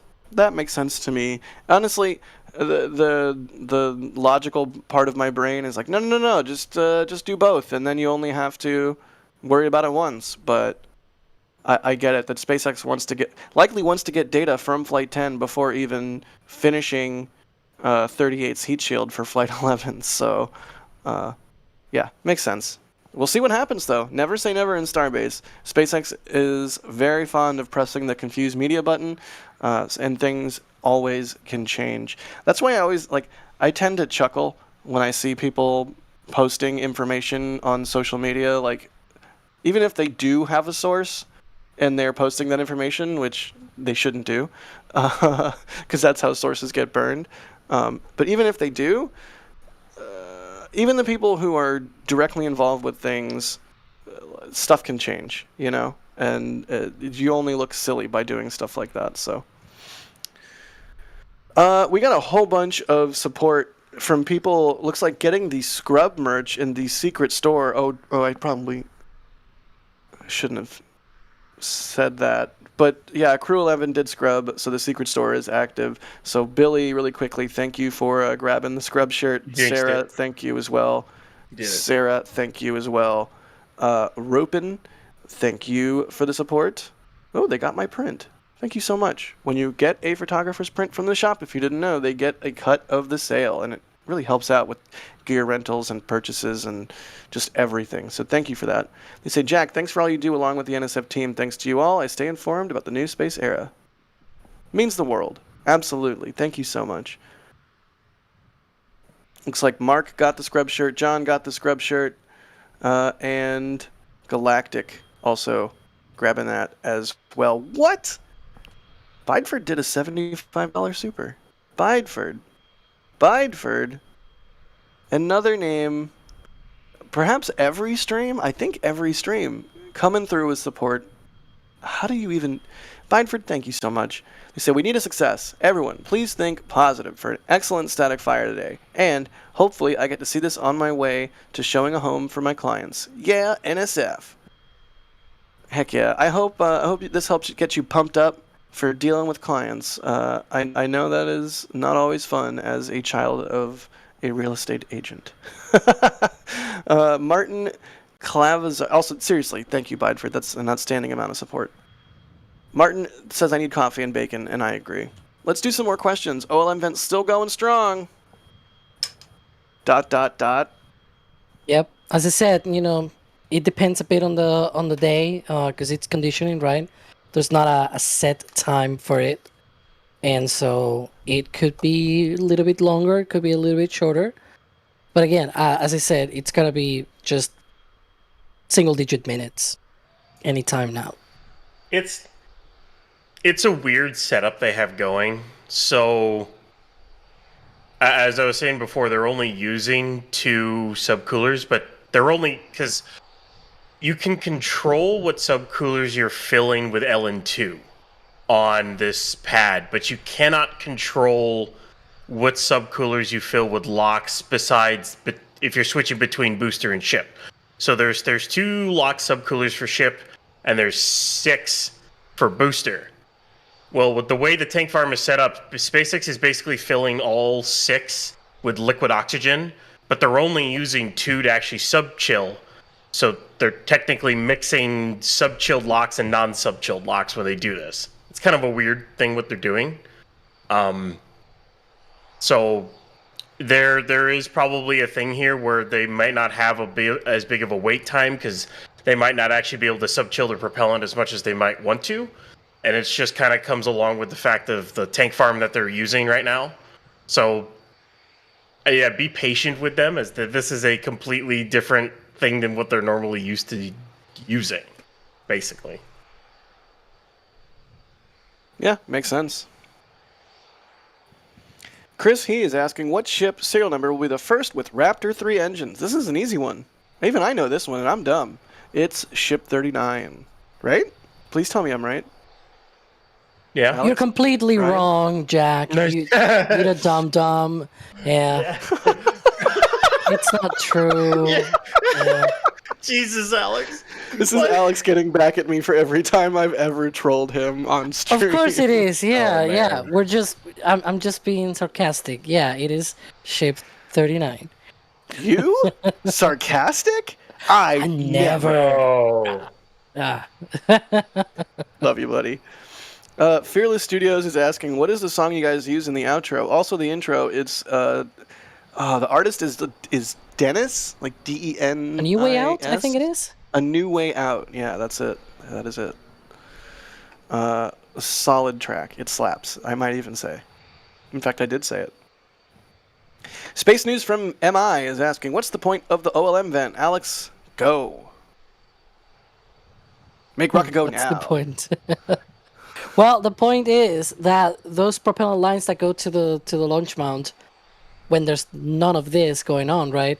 They are just at ambient temperature. It's the temperature at Starbase, which is probably very, very hot. But any temperature on Earth, Yes. to be fair, it's hot compared to how cold the liquids going through right now are. Because this is like liquid methane, liquid oxygen. These are like, in Celsius, it's way below minus 100 degrees Celsius.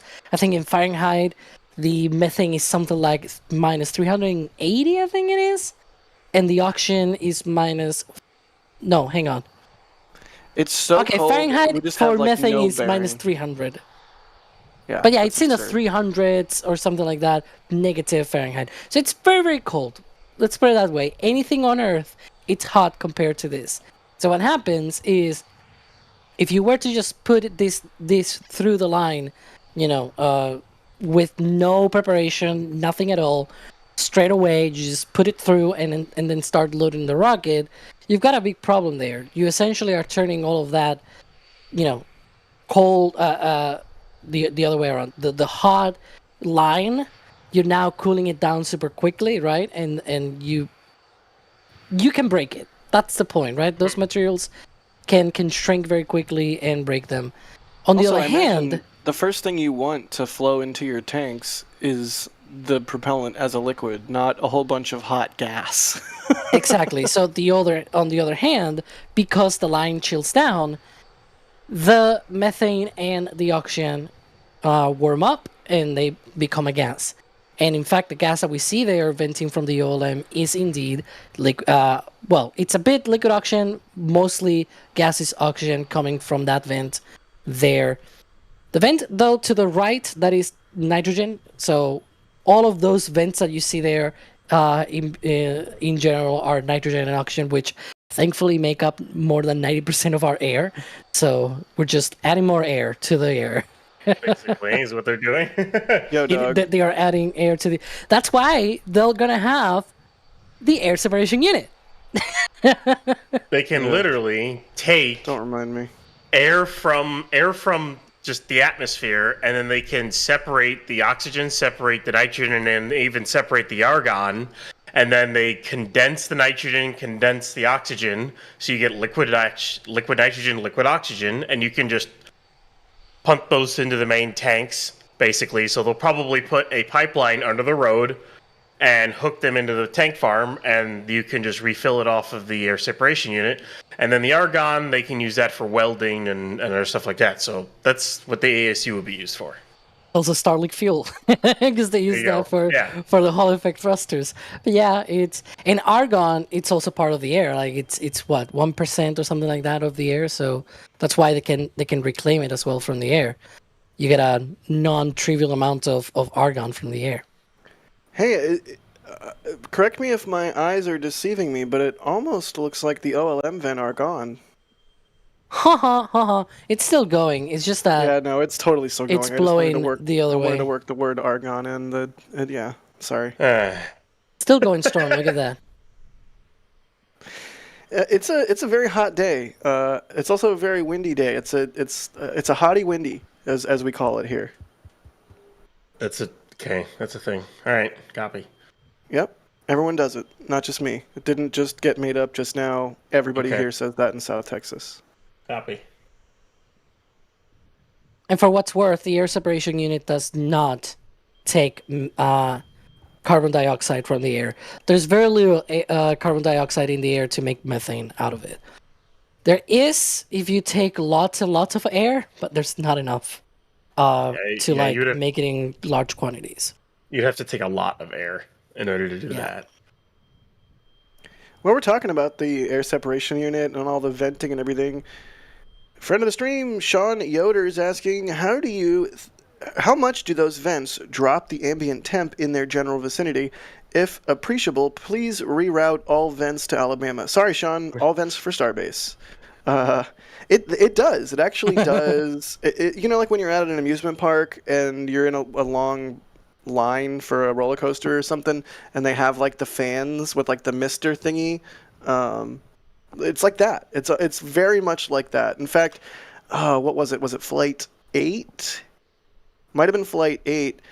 We did some member content, Max and I, because we were out at the pad shooting photos, and the tank farm was venting in such a way that there was a large cloud intermittently coming across Highway 4. So we just took a couple of chairs, set them up right there on the parking area of Highway 4 across from the launch site, and just let the cloud of vapor waft over us. It was very refreshing. Although when it's really dense like it is right now, obviously the pad and the road is closed for a reason, and if that cloud is predominantly nitrogen, asphyxiation hazards are a thing. But when it's like a little bit of mist from the oxygen side of the tank farm and you're standing there, it's like, hee, yay. It's slightly cooler. It's slightly less unbearable out here. I love how the cumulus cloud in the background kind of blends with the cloud of condensation. Like it just sort of looks like, wow, they really are cooling that thing down today. Jeez. Thanks. Yeah. Thanks for the pity laugh. I appreciate it. Somebody asked in chat, like, okay, but why do they dump the auction? Well, the reason is, as we mentioned before, it's because they just like it's in the air, right? And it's very cheap to source and everything. I'm wondering what they'll do in the future, because, for example, the methane, they don't do that. You cannot vent the methane, otherwise it's bad for the environment. It can also be a hazard thing. Rarely, but yeah. Okay, but, like, when you're trying to do this stuff, normally try to not vent it, right? Which was my point. but you also are wrong. And the thing is, they have a reclaimer line that sort of goes through the other side of the OLM, and then goes down to the tank farm and whatnot, and there's a recondenser, and then it's condensed back into a liquid and put back on the storage tanks. In theory, they could do that with the auction. The only thing is that despite how visible this is, you gotta remember that it is a gas, right? And so they really don't actually dump that much oxygen here. When they do this, right? And so they will not be saving a lot, and they will be probably making the tank farm more complicated. I don't know, Ryan, what do you think? I mean, they could absolutely try to reroute even the exhaust off the LN2. If they really, really wanted to, they probably could reroute that and try to recondense it. The problem is then you're using energy up from another source, whether it be other liquid or other thing, to try to recondense everything that you have and get it back into the tanks. The thing with doing it with methane is you don't really want to vent it at all. As Alex was saying, it's not really great for the environment. And at methane, you have less methane in the tank farm than you say you have LOX or LN2. They have more LOX than they have anything else. So when they just vent it out, it's just vented out. That's all it is. It keeps your tank farm simpler. And it's just easier to do. Like what they're basically doing right now, when you see like a waterfall vent, well, it is kind of gas. And as we say that, it's stopped. There we go. No longer a gas. There you go. Because what they usually do when they head into that is they're there's dumping liquid through that line, and it's just coming out as a gas, like a liquid and gas, and it immediately starts vaporizing into a gas as it hits the outside air. But when they shut it off like this, that means the valve is shut off, and they're going to start chilling the lines. So we'll actually be able to see it. They'll start chilling the lines that'll go to the ship QD and then into the tanks.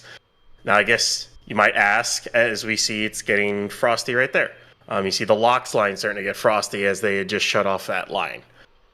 You'll ask, well, why don't the tanks, flash freeze and they get cold? Well, they actually have pre-press lines with colder gas, which they can then pressurize the tanks and kind of chill the tanks down a little bit. Plus, they don't instantly start just dumping liquid oxygen. They start with a slow fill, which starts to slowly chill the tank down, and then they start to kind of quick fill it up and start filling liquid oxygen in. Yep. Exciting stuff. Propellant flowing into Starship in this one-of-a-kind, one-off, weirdo test setup. I almost feel empathy for the test setup. I don't want to be too mean to it. It's not weird. It's just different. But for real, this is going to be a very unique test. Potentially one we only ever see 4 times. I mean, if you figure Ship 37 doing the standard 2 pre-flight Raptor static fires, 1 with a single, 1 with all 6, and then you figure whatever happens if they take this mount down and fly 10, or if they do a static of 38 first before flying flight 10, another 2 customary for Ship 38, a single and a 6. And then that's it. We will never see something like this again with any luck. I mean, who knows? Maybe this experience will lead SpaceX to design some redundancy or backup or capability into Pad 2 if they haven't already. But yeah, point being, what we're seeing happen right now, the start of prop load for this potential static fire today, is a special and unique moment in the Starship program, and we're so happy you're all joining us for today's test. It's also a really beautiful day. Yesterday and today, particularly beautiful. I mean, yes, it's hot. Yes, there's bugs. But the clouds, the blue sky, I mean, what more can you ask for? Right. It looks, I can't wait to see this thing go. I cross your fingers. I really hope it goes today. I want to see how how the plate and a single, and possibly a single engine. We don't really know what they're going to do, but we're kind of expecting at least a single engine based off of yesterday's prop load. But I can't wait to see this thing fire on here. It'll look just different. Because normally we're used to 33 engines firing below this thing, not 1. It takes you back to the days of Booster 7 when they were doing those single engine tests and whatnot. I can't wait for that. Yeah, it's gonna be a good test. I have faith. I feel like on the rare occasions where we do have something like what happened yesterday, I had to be very careful there. On the rare occasions that stuff does happen in Starbase, I feel like when they go again, it's basically they don't have the same problems twice. But maybe I just did a dum-dum and ruined it. But who knows? OLM vent's still off, and the prop lines are getting frosty. We should start to see frost on the ship here soon. Yep. I saw somebody in chat saying, "Please stay on this camera." Thing is condensation. Some of those clouds intermittently block this camera, so we can't just stay on it forever. Otherwise, sometimes you would just see white. However, if you are a member and you have the members multi-view, then you can see what this camera sees at all times. Sorry, Alex, I cut you off. Go ahead. There are also interesting things happening on other camera views, so I highly recommend that members multi-view. So that's why we switch between some views and whatnot. Next thing should be methane load start. As Ryan said, they sort of sequence this so that they start first with the liquid oxygen, then with the methane. Compared to a flight propellant load, it they load the methane a lot later compared to the liquid oxygen, because the methane they only load like a little bit rather than the entire thing. And they're also using different amounts of pumps and whatnot, so that's why. So yeah, that should happen hopefully in the next 10 minutes or so. We saw this OLM vent stopping at around, if I'm not mistaken, that was 1:10 p.m. Central. If we take the times from yesterday, we should see the next sort of major event beyond the methane load starting. That should be the engine chill starting. And yesterday, it happened 21 minutes after the OLM vent stopped. So in theory, that should happen around 1:31 p.m.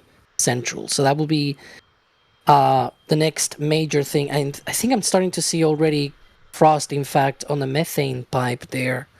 Looks The like other, What it looks like. yeah. It So looks that like some of that indicates, frost is breaking off. See that? Do you see that there? yeah, Yeah. that's cool. This Literally. is one. Yeah. It is one of those MacGyvered janky setups, but it is really, really cool to see the chill down in motion as it goes through and chills down the lines and everything. We should be. I would expect a LOX tank frost any minute, any moment now.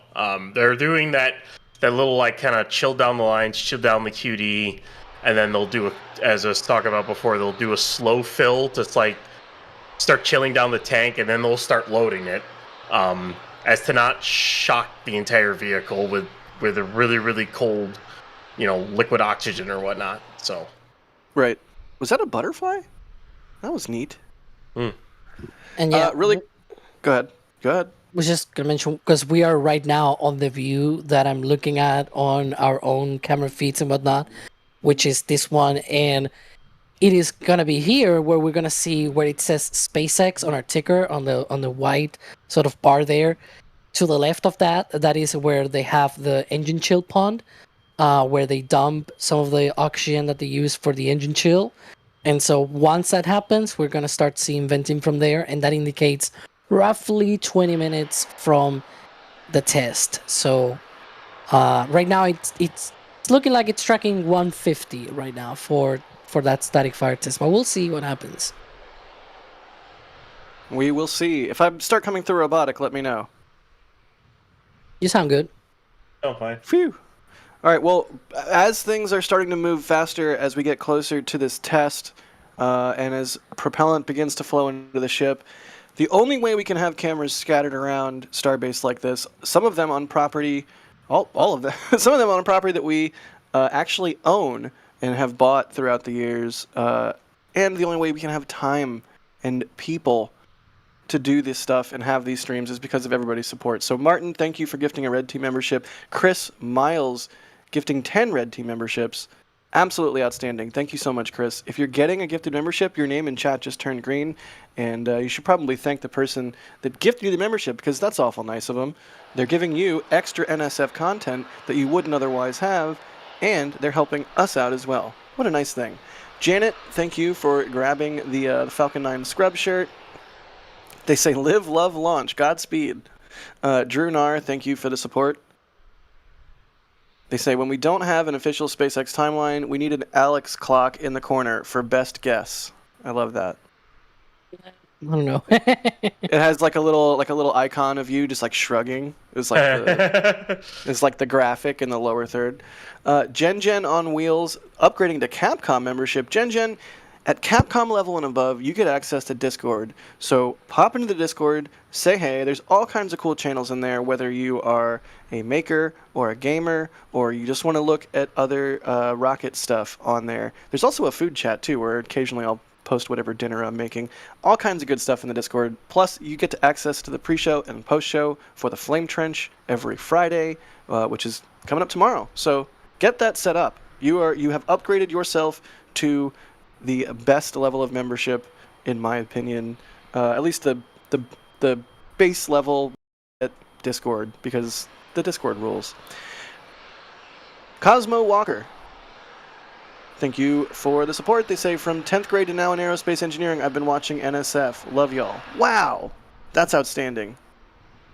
That also says a lot about how long we've been around. Oh god. Oh god, I'm so old. Yeah, yesterday I think it was yesterday on stream.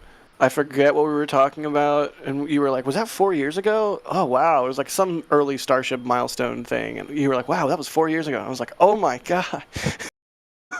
The engine chill line is frosty. Oh, I see that right there on the left-hand side. Yeah, it's the manifold. Yep. Those lines are. Yep. But it's only indicating that they have there some of those like they are not actively chilling down the engine, which is the important thing. Because once they start doing that, you don't only see those lines being frosty, but also the pipes on the OLEM that are connected to that, and also the one that goes to the pond. Yeah, the manifold that's under the ring is getting frosty as well. So it should not be seeing that, but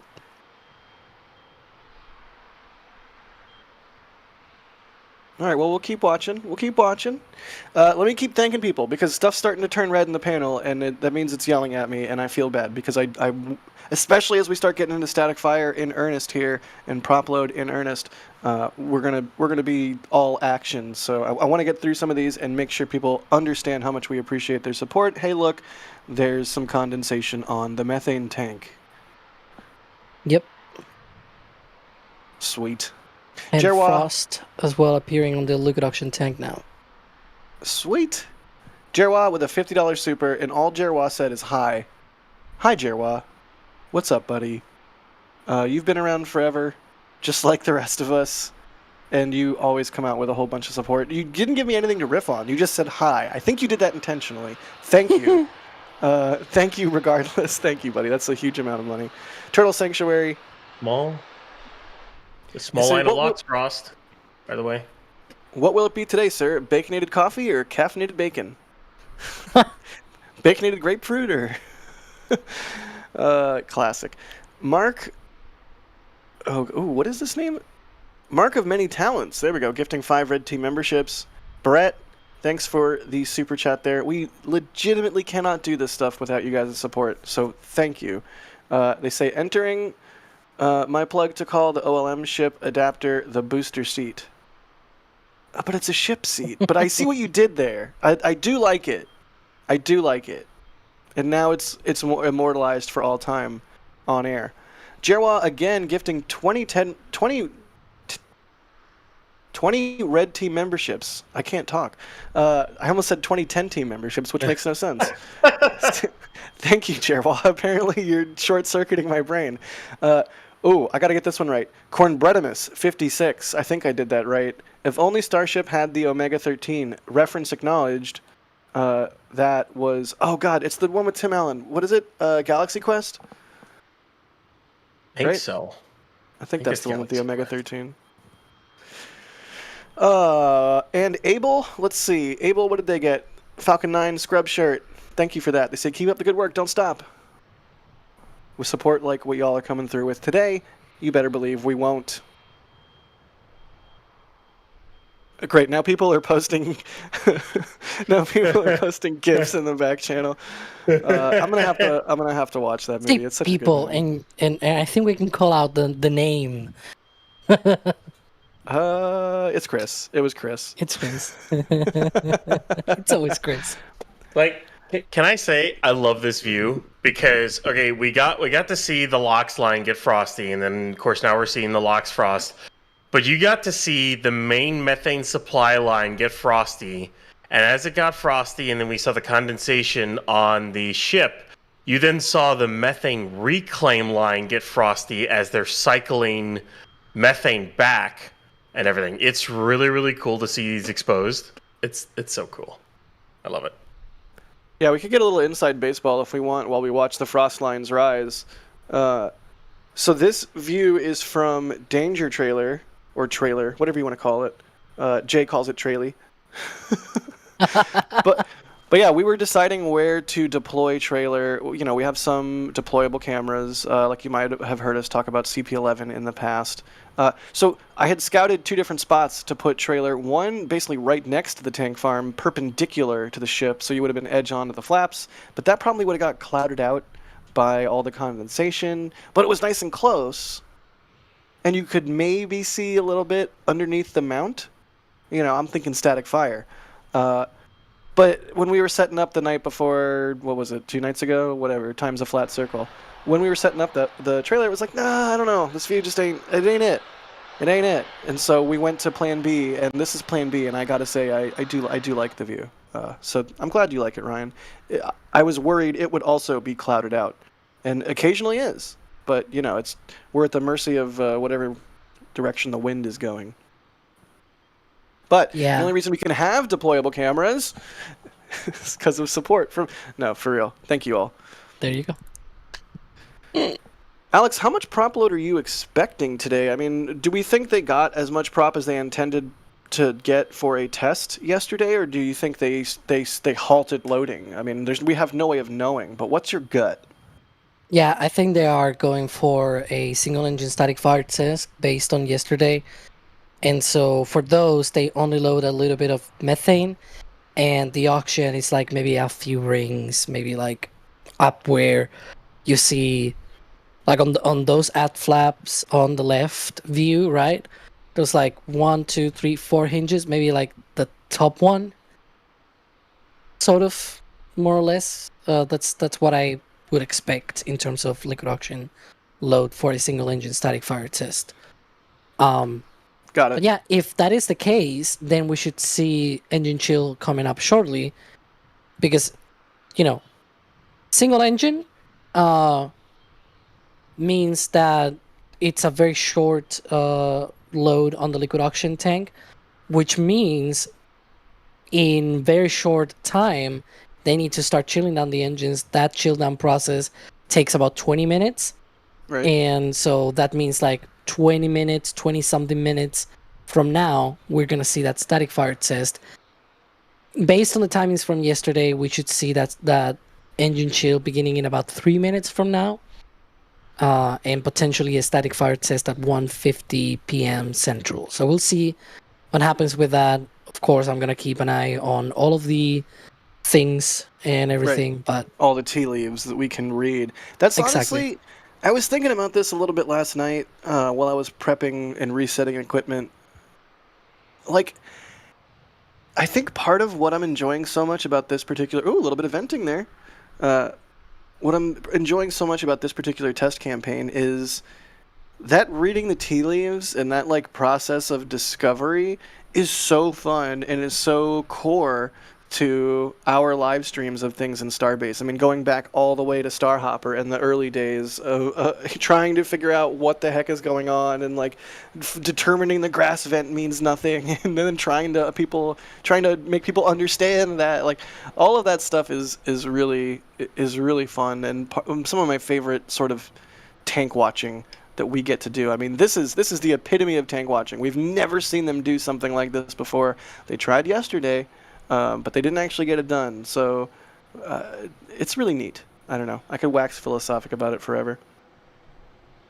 So, chat, what do you think? Are they going to do a single engine first or a 6 engine first? And Alex, I know you're expecting a single, and I get the rationale, but I mean, do you like, if you see things change with the prop load, will you be like, oh no, wait, maybe they're going to go, like, there'll be an indicator, right?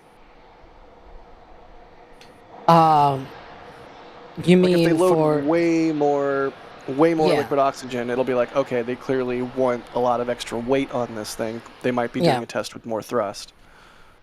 Yeah, as I said, the big indicator very early on will be not just that they load a lot of liquid oxygen, but that the engine chill does not happen at the time that we think it'll happen. And as I say that, I'm starting to see the engine chill vent happening at the pond. So I am calling it... There we go. We can see already some wisps there of oxygen. So I'm calling this for 150 or thereabouts. Like, might still shift a few minutes here and there. Precisely as we said before, because they can hold, right? They can hold a little bit here with Starship, so it could be delayed a few minutes. But yeah, this indication now it tells us that the test is within 20 minutes from now, which is not a lot of time to be able to load the liquid oxygen. If it had happened later, then they will have more time to load the liquid oxygen tank, right? And then we would expect a 6-engine static fire test. But with it already beginning now, I will not expect a 6-engine static fire test. It'll probably be a 1-engine. Makes sense. And I'm curious to see what they'll activate, because they can kind of activate different parts of that plate. So they'll probably only activate the center part of that plate, rather than the whole thing. Because I mean, it's not needed, not with only a 1 engine. So if they really just do with engine, we're not going to see nearly as much water as we might have seen in the past. So, just as a FYI. Sorry, I was yelling at Chris on social media. So, heads up, Starlink launched in like 3.5 minutes or so from Vandenberg, and it's completely foggy. Oh my goodness. It's amazing. It's so Hey, I gotta funny. keep thanking people. The panel stuff, it's turning red. Oh, geez, I gotta thank JC Davis. JC Davis, wow, $5 super chat. Thank you so much. They say, what other southeast locations could be good spots for Starship? Mobile, Alabama? Florida Keys? That's a good question. I have no idea. Maybe like somewhere in Georgia or like North Carolina or something? Eastern Seaboard? Yeah, I don't know. Good question. Thanks for the support. Will E. Broad? Wiley? I don't know. Either way, I'm sorry for butchering your name, but thank you for gifting 10 Red Team memberships. Martin, again. Say, have any of you watched the documentary Houston, We Have a Problem, The Beginnings of NASA? I have not. Have either of you? Alex, go. I don't recall I don't even seeing anything like that. All right, moving on. Captain Kirsch, thank you for the support. Jay Frishoff, thank you. They gifted $30 super. Say, as someone who used to deliver cryo, how much do they have a concern for meeting the min-max pressures in the ship's tanks? Is there a possible for shocking the tanks? That's a Ryan question if I ever heard one. As in, well, they have, I don't know how many vents they have. They've on the LOX tank. If you count, I mean, I would count the RCS. The RCS is definitely vents because it's not really RCS. It's just a tank vent. They have like 6 to 8 vents on the LOX tank alone, let alone another, I think, like 4 or 6 on the methane. They don't really have an issue with maintaining pressure. If they lost all power to the ship, then they would have issues. SN8,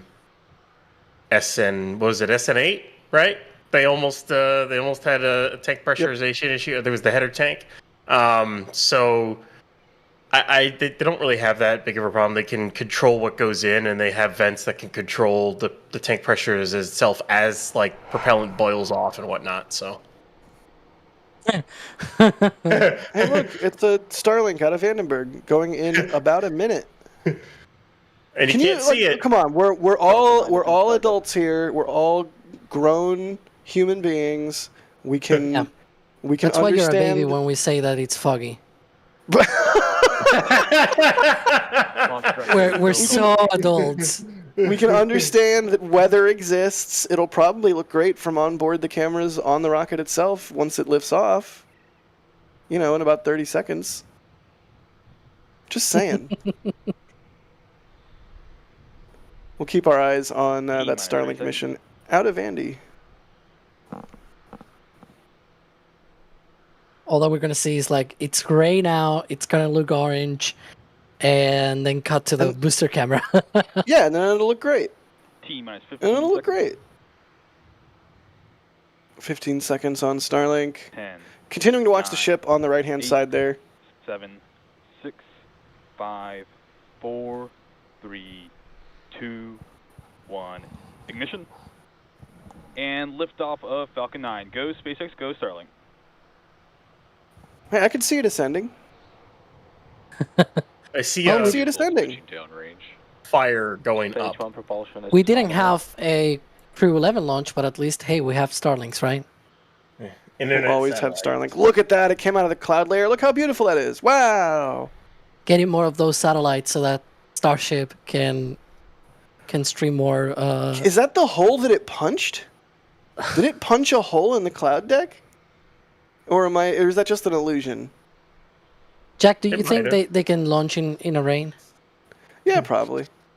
In fact, just the other day, everyone look at ship 37. It's fine. Okay, it's fine. Oh, I'm never gonna live that one down. 9 is supersonic. I'm really interested to see if they're going to show the stack of satellites. We are theorizing that they are probably launching Starshields with this mission. I mean, it is Vandenberg after all. If you're gonna launch your Yeah. spooky military satellites from anywhere, They've launched Starshields from the Cape as well. I'm not fact- saying they haven't. I'm just saying it's Vandenberg, baby. This mission is Group 13-4. The last time they launched a Group 13 mission, it was from the Cape. It was the only Group 13 mission they launched, and it carried 2 Starshields. So that's why we think this one is carrying Starshields as well. Come back, chill. Got it. You can see the engines gimbaling. You can see how they move, and you can see that exhaust plume changing as a result of that, as the rocket controls how it's flying by vectoring its thrust. Is that a little bit of frost on the methane tank on Starship? Yep. And for the record, the Falcon 9 launch and landing will be over well before the static fire happens. So, like, it's not that we're forgetting about the static fire or anything. Nice. Yeah, no, the only reason we're doing this is because we are relatively certain we've got the time. Also, our weather expert and very own Adam Suker saying, yes, it can punch a hole, and it looks like it did. That is neat. Wow, so I'm waiting on the Nico? flap. I'm waiting on the flap there. testing from Starship. That's what I'm waiting on. Oh yeah, Yeah. we should keep our eyes open for that. Main engine cut off. I'll yell when that happens. Separation confirmed. Oh, they're not showing the second stage. Look at that. They normally show the MVAC Interesting. engine. MVAC ignition. They're showing the map. See what I said? Yeah? Suspicious. It's very sus. I see you there. I see you there. Very sus. Yeah. Huh. Grid fins coming out. First stage coming back, land on a barge. Second stage going off to do spooky stuff. Fairing separation confirmed. Not showing the fairing separation either. Or the stack of Noted. satellites. There are Interesting. Starshields. I'm already calling it. Nice. Good work. This is a certified Alex moment. I feel like we need a graphic. Chat, you've all witnessed a certified Alex moment.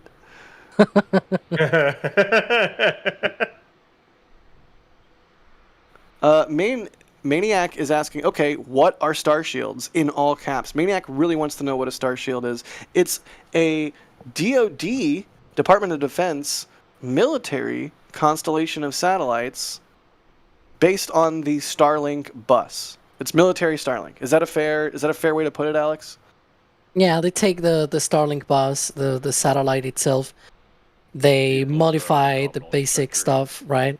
Instead of having like maybe the big antennas for communicating with the users on the ground, maybe they have like sensors and things like that, like infrared sensors or whatever. Usually those are fabricated by another company, like Northrop Grumman, Harris, L3 Harris, and things like that, right? Like usually SpaceX is not the one that does that stuff, but they have their own satellite bus. They manufacture those in big quantities, so it's very cheap. And so, yeah, normally, every now and then there's a Starlink mission where you see, there's a couple more satellites there than you would expect. And then usually, because the U.S.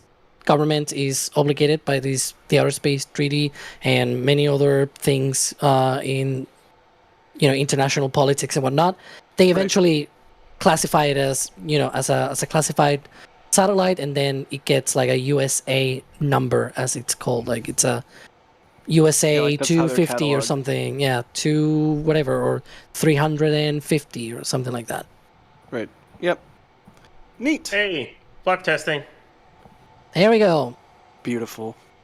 right when we Look expected it. at how they act as like giant mirrors. It's so pretty. Are the forward flaps actuating too? Yes. Yes, they are. I'm looking at the multi-view. Aha! Full close and then full open, basically. And this happens around 10 minutes before. Yep. So like that a is 150-ish T0. yeah. Mm-hmm. Which is what we were tracking, sort of, based on when propellant load started, and then after that, we also had the engine chill as our other indicator, and both pointed towards 150 or so for static fire. So we're on the 10 minutes. Let's go. Let's do this. Let's get some valuable data and progress the Starship program a step closer to Flight 10, which is a really tiny step, but still a step closer to the moon, and a really, really, really tiny step. I don't know, what did my voice just do? But a tiny step closer to Mars. What was that, Jack? Yeah, what? I'm operating slowly on Uncrustables and Topo Chico, okay? There's been no caffeine consumed, so give me a small break, okay? I'm excited to see Falcon 9 punch through the clouds again here after this entry burn. It's coming up on that cloud deck. 131, right, Alex, on the engines? Yep. Should be shutting down now the other two and down to one. I'm not used to the engine graphic being there in the lower left. It's like still new to me. There we go. Stage 1 entry burn shutdown. And shut down. Can see how Falcon 9 is like really coming in at an angle using the fuselage Stage of the 1 rocket MTS itself is to saved. generate a little bit of lift and scrub off some velocity. Don't worry, we haven't forgotten about Starship. We're keeping our eyes on Starship. We're expecting a static fire from Ship 37, a single-engine static fire, in around 7 minutes, give or take. Could be more, could be less. It could hold. Well, Falcon 9 getting a little squirrely there. You see that? Yeah, fighting through the atmosphere. Fighting and flying through the atmosphere. Oh, look at that. That's nice. That's an interesting venting from the skirt vent. Yeah, that's from the Stage 2 Is that fire MTS is suppression? saved. I don't know, but that's from the attic. Yeah, that's why I would immediately guess fire suppression. Interesting. I hope that's not a leak. I'm just going to say that out loud. I hope it's fire suppression. Yeah, if it is fire suppression, then that will be nitrogen, right? But if it was a leak, we burning in the first time, whatever. Stage 2 and terminal guidance. Keeping our eyes on Starship, keeping our eyes on Falcon 9 coming in through the cloud deck now.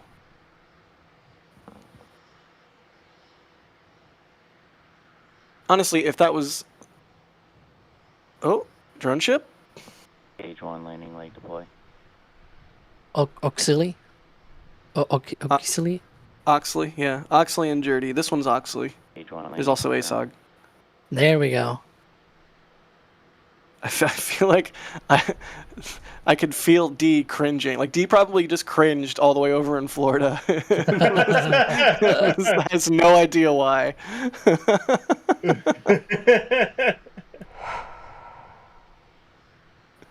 All right, Starship.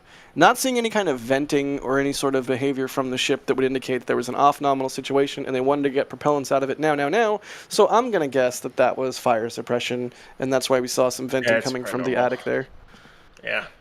They test that also on the booster, right, Ryan? Like, sometimes we also see the fire suppression on the booster being tested, so maybe it was just normal. Should be getting close to LOX load. Finish off, top off here.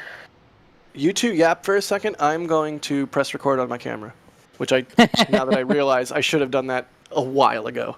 I'll be right back. Give me like 30 seconds. Based on prior events. Yeah, right now they should be getting ready to wrap up the load of both the liquid oxygen and the methane. We're seeing some venting or at least I'm seeing some venting from the liquid oxygen tank as they keep loading the propellant. Another thing that should be happening as well, or should have happened, is the load of the header tanks. Because remember, if they're doing the single engine static fire test, they're firing those from the header tanks. right? And so those need to also be loaded for this test. And so that may have happened already or should be happening right now. We don't fully know, right? When exactly that happens, but should be something that should be wrapping up soon. So once all of that ends, we're going to see the OLM vent coming back. Then we're going to see much closer to the test, we're going to see the detonation suppression system and the deluge system. But those last two will be very, very close to the to the test. So as soon as we see the mist from the detonation suppression system, then we'll try to shut up and see what happens with the test. But we'll see when that oil vent comes back, because that'll be should be soon, right? Yeah, it should be soon. And usually it's like 2-3 minutes before the test happens. So yeah, any second now. All right, well, we'll keep our eyes open for that. I see a whole bunch of support coming in on a whole bunch of store messages. We will be sure to thank you all, because we cannot have all of these cameras and all of these people and all of this time spent documenting Starship and everything we do. I mean, we had a Crew 11 stream today. NSF truly firing on all cylinders these days, thanks to y'all's support. So we will hit that, but right now we are in static fire mode, so we are standing by for further developments like the OLM vent coming back. I did it again! Let's go! You time it well. I admit, okay, that time I was legitimately trying for it. Oh, that is locked load complete. Endlessly satisfying. So now we hold our breaths for the DSS, the detonation suppression system, which for those that might be new, I assume probably not a lot of people are new, but whoever is new here, just to give you an idea, it's gonna be like a mist, like a spray of water under the launch mount. It is not a deluge system. It's mostly like a. It's sort of like a mega humidifier or something like that. If you Amusement will. Park Mister. I'm gonna go with Amusement Park Mister again. True. Yeah, it also looks like that. And then we're gonna get some few seconds after that the deluge system popping out from the ground up. Will be interesting to see how much water they use, in which way they use it, what pressure. That's and whatnot. That's one of the things I'm really interested to see here is how the water and the plume, especially from a single Raptor, interacts. Because the single Raptor tests we've seen in the past were before this deluge system was installed. Yeah, the last time a single Raptor was fired on this stand was Booster 7 on August 11th, 2022, or 1,085 days ago. Almost 3 years exactly, but yeah. So wow. Yeah. That feels like just yesterday. All right. Could be mere moments away. Eyes on the base of the orbital launch mount there for that detonation suppression system to activate. And then, of course, the deluge below it at the base of the pad. It's like we don't have enough time to do questions necessarily. We're just watching the rocket, waiting to see what happens next. It's got presumably methane and oxygen on board based on the tank farm activity we've seen. So this could very well be a static fire test of the ship here shortly. I hear that venting. Yeah, what's up, Alex? Was that the all-in vent, or was it just me? The vent down, you mean? Purge? Because yesterday we sort of speculated whether that will happen or not, because it's a different system. It should. Going on here. Well, because all they're doing is they're hooking into the lines that are already there. So basically they disconnected all the stuff that hooks into the booster QD and then hooked all these lines onto those open connections. So all those lines are still installed, which means it'll still use the same vent down and purge interface to clear the QD lines of any propellant, prior to a engine test or launch. So it would still do the same thing. Yeah. I can't even look away to tap the thing on my watch that would tell me what my heart rate is, but rest assured it's elevated.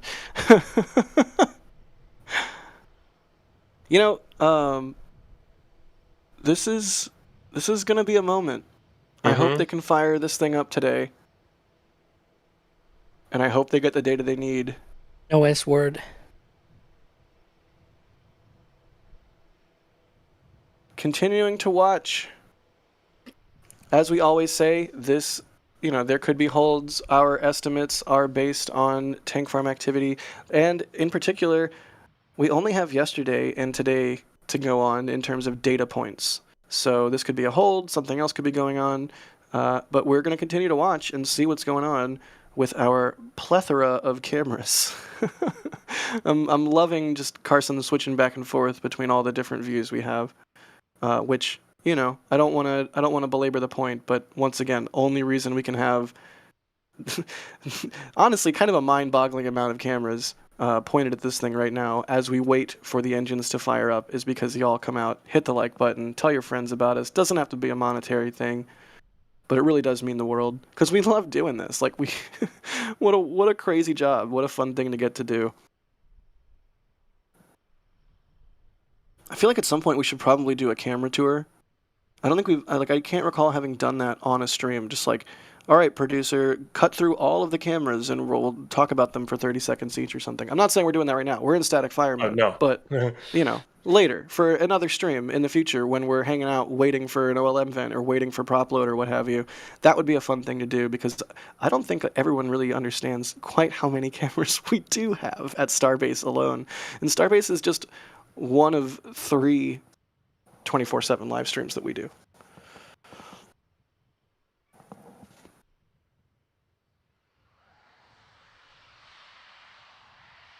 There you go. Oh, there we go. Detonation suppression system. All right, everyone quiet.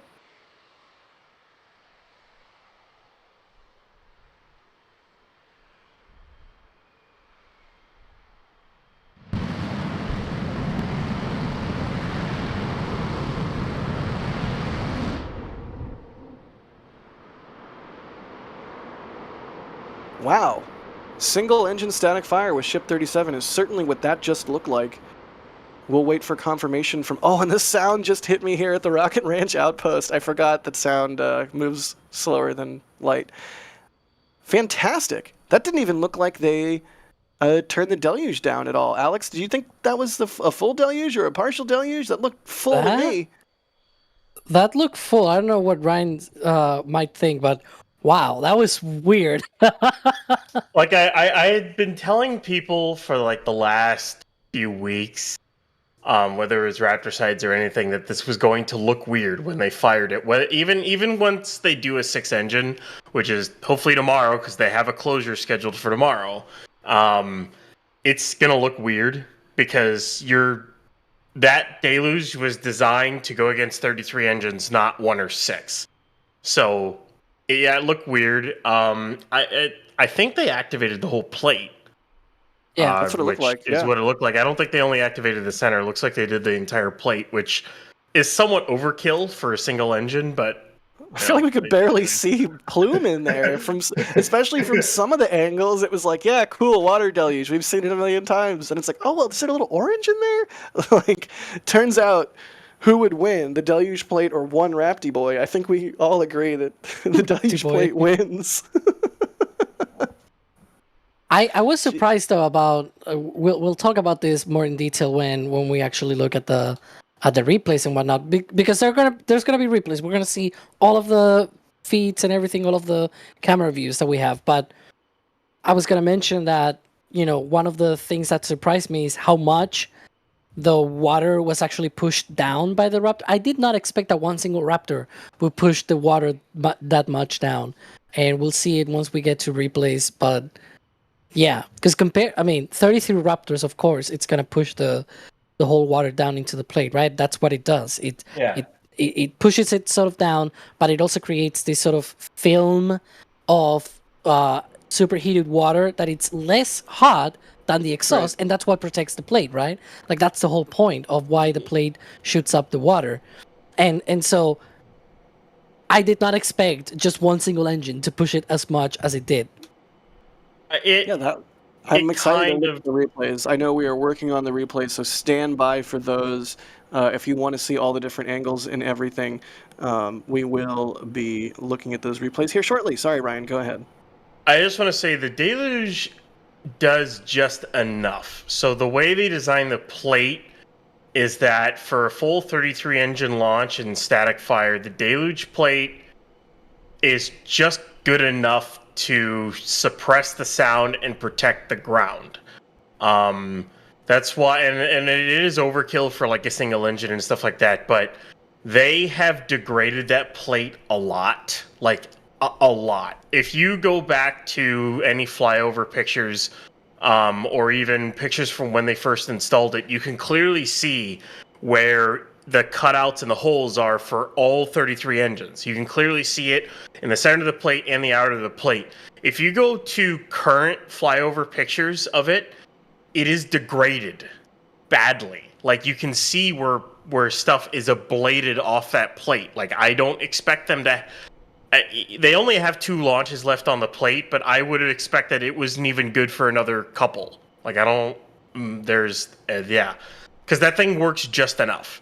That was their stopgap measure, and Pad B is far and away a massive change and upgrade into it.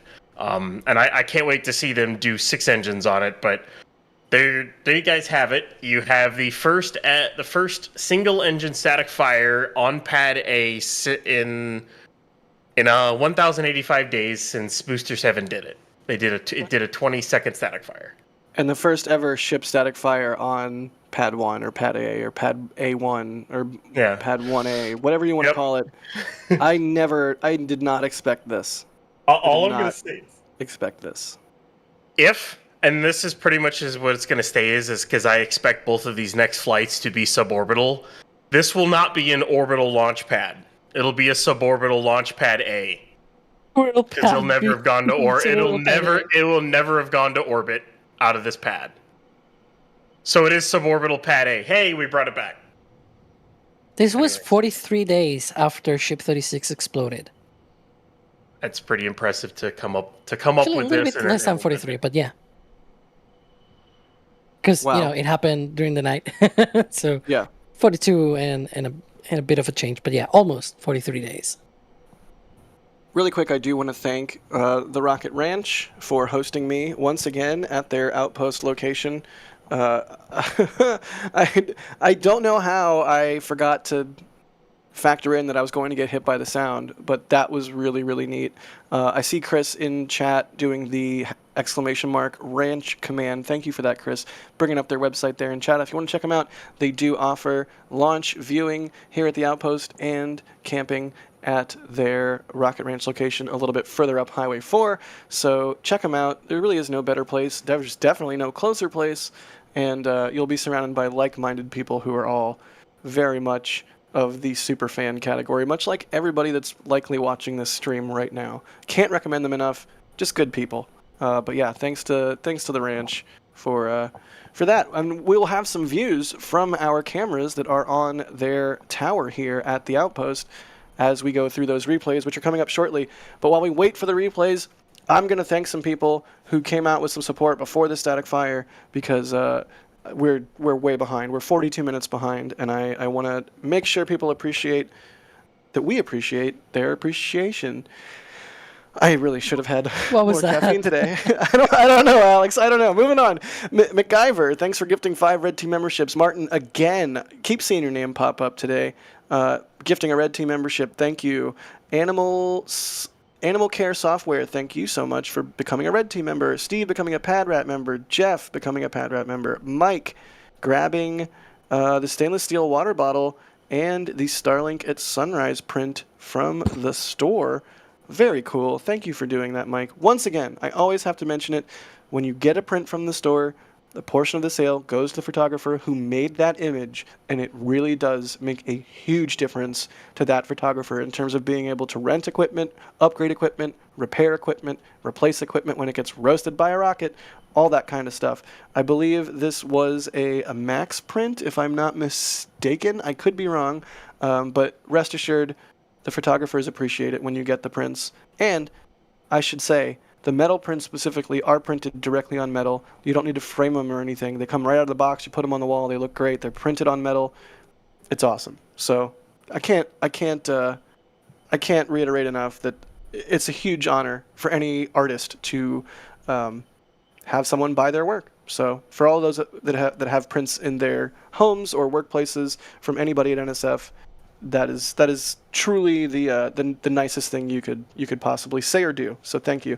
Methane Man gifting 5 Red Team memberships. Michael Wiley becoming a Padrat member. Ryan gifting 5 Red Team memberships. Thank you all so much. Babu the Ocelot, Archer reference acknowledged. They say great work by the whole team. Thank you so much. Yeah. Do you want ants? That's how you get ants. He remembers me. I haven't binged through Archer in a long time, and I something tells me I need to go back and rewatch like the whole series. Oh, it's so good. Because it's been a while, and that is like I love H. John Benjamin, the voice actor for Archer, the main character. So yeah, I need to go back and watch that. Danger Zone. If you like Archer and you like H. John Benjamin as a voice actor, you should check out a weird Adult Swim show called Home Movies that existed for like 3 seasons and nobody knows about. It's amazing. I could go down that rabbit hole, but I won't because I got to keep thanking people. Stephen Levenhagen, thank you for becoming a Padrat member, and also thank you for having a difficult name. Sorry if I butchered it. Food versus Stomach. Stomach wins every time. Thank you for gifting 10 Red Team memberships. Shadow Mask, thanks for the support. They say, did we start fueling? Yes, the frost line rises. The Ghost of Ship 26, keep the faith, boys, they say. Thank you. Jim McDade, thank you. They say, thanks for being there so I can watch at a safe distance. Absolutely. Finn, thanks for the support. They say, better views of this pad than at Vandenberg right now. Thanks. Everyone loves to dunk on Vandenberg. Yes, we all know. Everyone loves to dunk on poor, sweet, beautiful, defenseless Vandenberg. Spooky old, cool, hey, it's seaside not defenseless. Vandenberg. You've seen the ICBMs they launch from there? Okay, actually, yeah. I've actually seen many ICBMs and other various interceptors and other various redacted can neither confirm nor denies there. So yes, that is true. That I will give you. But I will not abide Vandenberg being a punching bag. Space Pope says, Pope is go. Awesome. Thank you, Space Pope. NVD. Thank you for becoming a Padrat member. Martin, again. Jeez, Martin. They say Martin's just like having a conversation in super chats. The documentary is from 2016 and talks about how Yugoslavia sold the space program to NASA. Interesting. Michael Jensen becoming a Capcom member. Again, Capcom member and above. You get Discord access. Pop into the Discord. Watch the pre-show and post-show for the Flame Trench tomorrow. It's extra chaotic. If you like the Chaos Crew, that's going to be your jam. But there's a bunch of other cool stuff in the Discord as well. Thank you so much for that level of membership. And thank you to all of our members. Igor Trinka, I hope I'm not butchering your name, but I tried my best. Becoming a Padrat member. Martin, again, says I have the NSF intro for my ringtone on my phone. And when I start to watch your live stream, my wife and kid says, someone call you. That's funny. I feel like my brain would mix those two up too much. Like I forget who it is. Someone here in Starbase has the pad klaxon as their like text tone. That's and like Adrian, we'll be like hanging out, and I'll hear it, and I'm just like, oh, my eye twitches a little bit. Like, do I need to go run and do like shoot something? No. Someone just got a text. Kaylee, thank you for grabbing the scrub shirt. They say womp womp. At least I got the shirt. Claudius, grabbing the Ship 35 Achievement Unlocked shirt, which I gotta say, I find that shirt highly amusing. I do like it. Loop. I was watching The Last Static Fire while falling asleep. When the screen whited out, I woke up fast. Please not today. Indeed. Mike Alpha Tango Sierra, thanks for gifting 20 Red Team memberships. What's up, Mats? Thank you so much. And finally, Space Pope with a $20 super. Y'all, that is an outstanding amount of support, which really means a lot because we all put in an outstanding amount of work, if I may say so. I mean, not me. I'm a lazy piece of crap. Everyone else, though, rules. But yeah, thank you. Thank you all so much. Space Pope says, I'm glad we got shippy action. I can't wait for some shippy and boosty action. Indeed. There, wow, I can't believe I said that on air. Space Pope's at this point just seeding samples onto live streams so that they can make things with them. All right, do we have replays? Let's watch replays. I want replays. Give me replays. Maybe not. Still working on replays. All right, let's keep hanging out. Just a few more moments. Production is furiously prodding the server hamsters to get them to deliver the bits faster. In a nice way. In a nice way. No hamsters were harmed in the making of the replays. Jesus.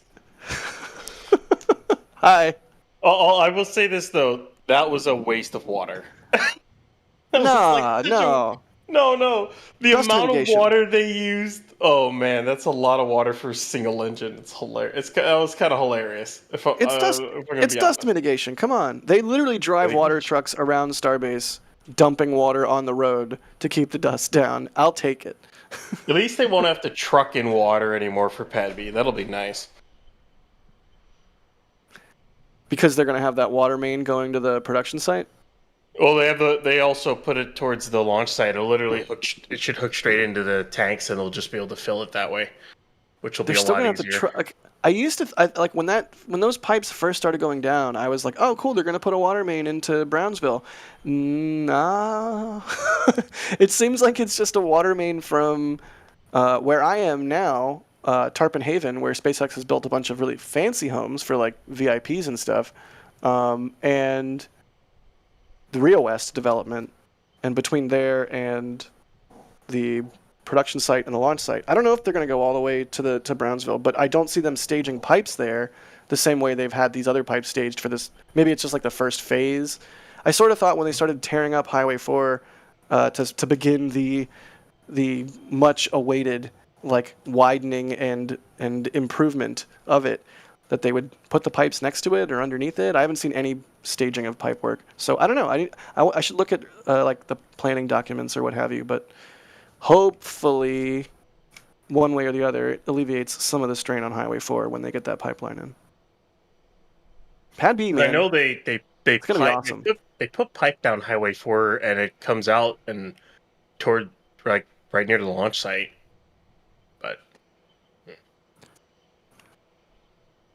Yeah, I don't know. I mean, among all of the other things that has to get trucked in, water is currently one of them, and it would be great if it wasn't. Stand by, y'all. Replays are coming. We're just hanging out, waiting to see when they hit our servers.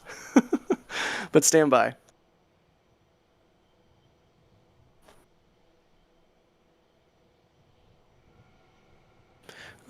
Let's see. I'll do some more questions while we wait.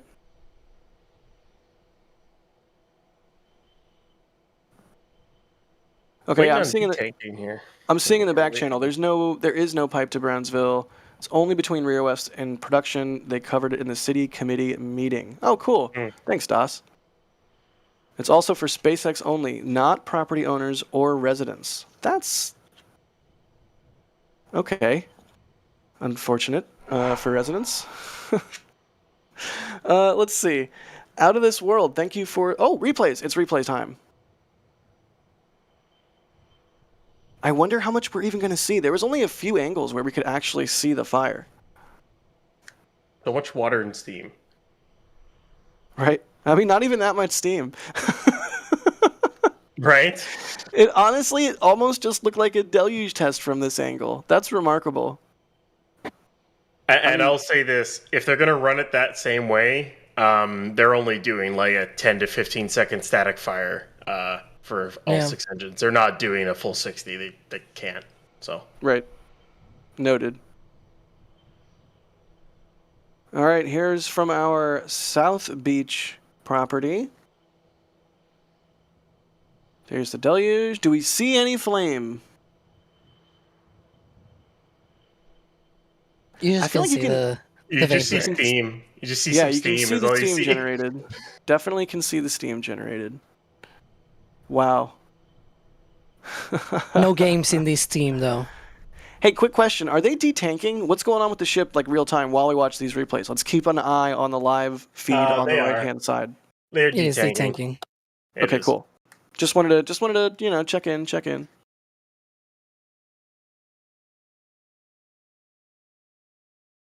All right, another angle. This is, I believe, from the Rocket Ranch outpost. Lines up right.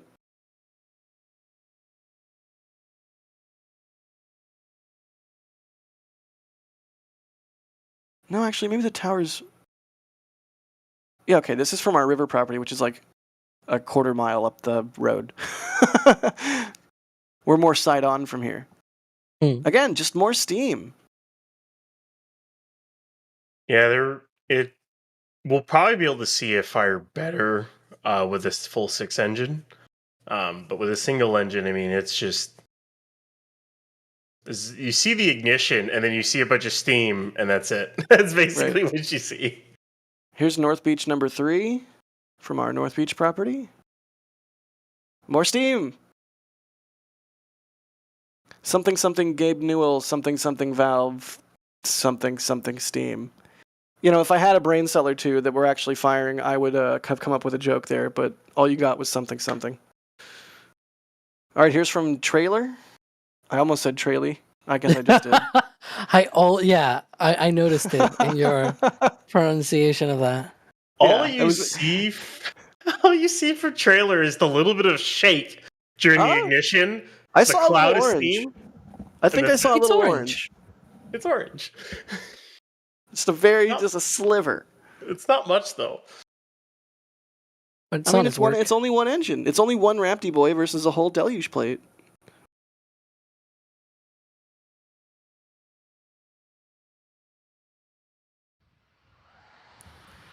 All right, listen to this one. Audio.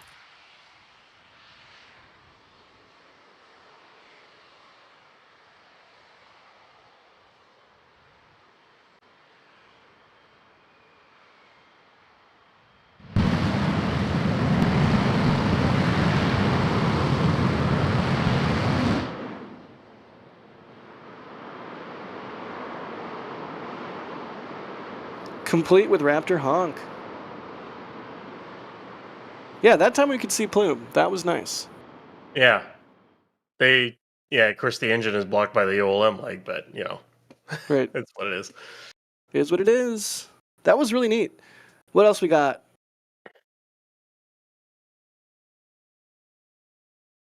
Nice. Anything? Oh, there you go. The Rapty boy. fighting its valiant fight against the onslaught of the deluge plate. Like, if the camera is looking right at a leg, you can see it because the deluge gets split by the leg. That's basically the way you're seeing it. Yeah. What are we thinking on duration? It looked like that 5-6 seconds, right? Yeah, about normal. A normal single engine static fire is about 6 seconds or so. All right, here we go. Come on, Raptor. The darn leg helps, but it also hurts. Yeah, 6 seconds, which is a normal for a single engine. Yep, awesome. Well, that's good. Hopefully we get a corresponding tweet from SpaceX saying, successful hubbity blub. Maybe we'll have to wait until tomorrow for the 6 engine, and then they'll say, good pre-flight checks, and then we're rolling it back. I don't know. Either way, I hope we get some more color from SpaceX here soon. Maybe some drone footage, maybe some slow-mo of the Raptor boy fighting the deluge. That'd be really cool. I want to see an engine bay shot of looking down as the Raptor fires, because we haven't seen that plate fire off in a while. That's what I want to see. But I think it's kind of funny. We are now reset back to where we were for Flight 10 after 36 had completed its static fire. Minus the fact they have to reconvert the OLN. But yeah, that's a good point. What 43 days? Yeah. Yep. Pretty remarkable. 43-day delay. and I gotta say, we're not out of the woods yet. But that honestly, the Stan's doing good. The Stan did good. Good job, Stan. Continue to work well, please. Good job, Stan. That sort of almost like you were saying good job to a guy named Stan.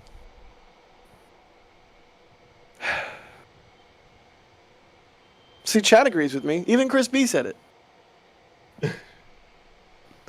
Out of this world, thank you for the support. They say, so happy now. I've just ordered patch 5. I missed out as I was on holiday when they came out and was sold out by the time I was going to buy it. I have now all patches. Whoop whoop, Long March 5. That's awesome, Out of this world. If y'all missed that, we did or are in the process of shifting warehouse providers, and we did find like a box, a couple of boxes with some items in them that are in extremely limited stock. I don't even know what's still on the store that was part of that, because we did make it available to members first. But yeah, if you haven't checked out the store lately, you should do that, because there might still be some goodies in there that you may have missed out on in the past. And as usual, once it's gone, it's gone. This isn't like us going back on that. This is us changing providers and literally... oh, yeah, I'm being told in the back channel, only the full stack plushies remain. So there you go. But if you never got one of those and you always wanted one, they're in the store for a limited time in extremely limited quantities. Let's see. Questions? What should we do next as we watch detanking? I don't know, Jack. We should watch the frost going down. Like watching. And wishing to be touching those tanks, because they are probably cold. And I want to be cold because it's hot here. What temperature is it in units I can actually understand? 90, I think, Nary Fahrenheit or something like that. I don't know. Okay, that's rough. Let me actually check it. Let me Google that. Oh, 93. Are you Googling the temperature? How do you know it's right? Well, because I have my temperature in Celsius. It's 34 Celsius. And I needed to know what is that in Fahrenheit. Oh, okay. I'm getting more or less better at sort of doing the conversion just off the top of my head. I mean, I said 90, and it's actually 93, the conversion. So I was only off by 3 degrees. Looks like here right now it is 90 as well, with 60% humidity. Whee! Chazzy Mac, thank you for the support. It said, I'd be willing to bet that the single engine was also going to give them info on how well the hoses, connections, and mount held up against the engine firing. No unintended launches like China did. Absolutely. I mean, it makes sense for so many reasons to do a single engine first and a 6-engine second. On that note, I mean, the window today, you guys, goes till 7. I don't know if you know the window goes till 7, but the window does go till 7 today. Do we think they might do a 6-engine?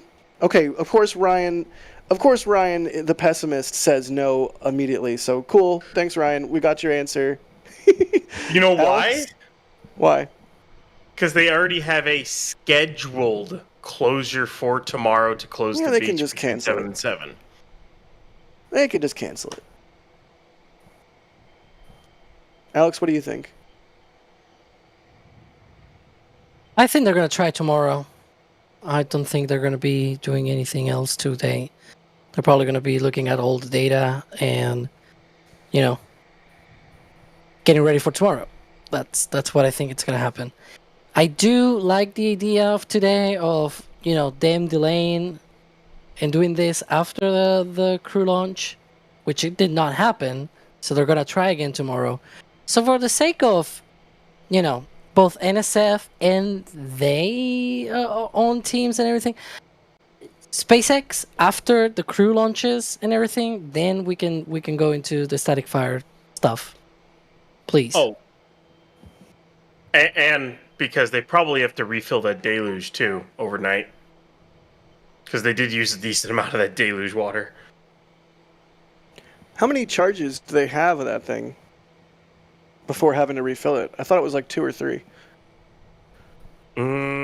Depends on how much they end up using.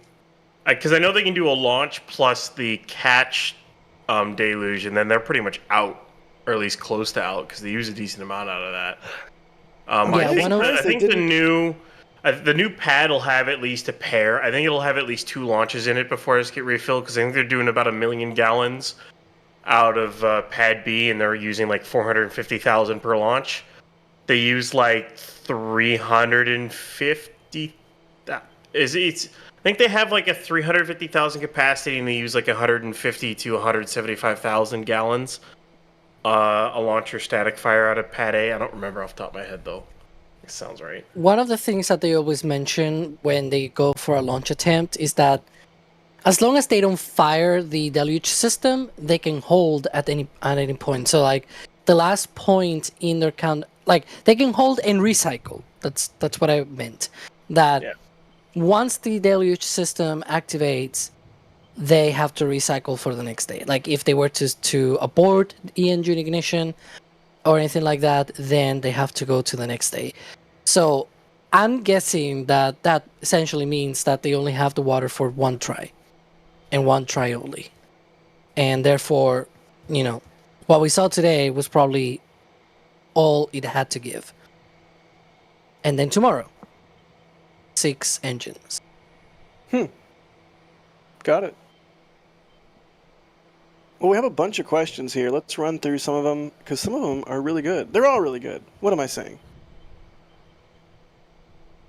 Martin's asking, why do you think SpaceX hasn't begun tiling Ship 40 yet? Could they be waiting for data from the last version 2 ships? Thanks for all you do. You're welcome, Martin. Ryan, what do you think?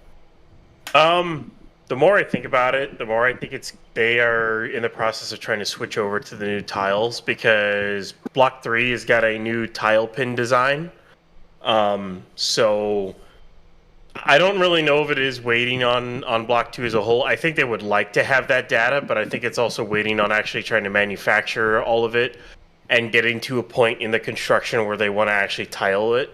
Because who knows, maybe their process changed on when they want to tile it. Like, they want to do all the internal stuff in the nose cone, and then the final thing they do before they want to put it on its payload bay is do all the tiles. So if that's the case, then they still have to put the flap fairings and then the flaps themselves on board and whatnot. So, yeah, I don't think it's only because they're waiting for V2. Makes sense. El Hulto says, I hope SpaceX starts putting numbers on each booster and ship so we can have any chance of tracking them in the future. Yeah, especially as we get up there in the numbers. It's going to get tricky. Looks like some law enforcement activity at the roadblock. That's pretty normal. We'll keep our eyes on it. Law enforcement left. They could come back. They could disperse, and the security here could disperse. We'll have to wait and see. Oh, looks like another one? Question mark? We'll probably yeah, see wait. the other one's coming back. Probably wait a little bit longer till the ship is fully detanked. I would expect, yeah. I think it's 100% yet. And then ship also has to do its final deep press vent to take all the pressure out of the tanks, at which point then it's safed.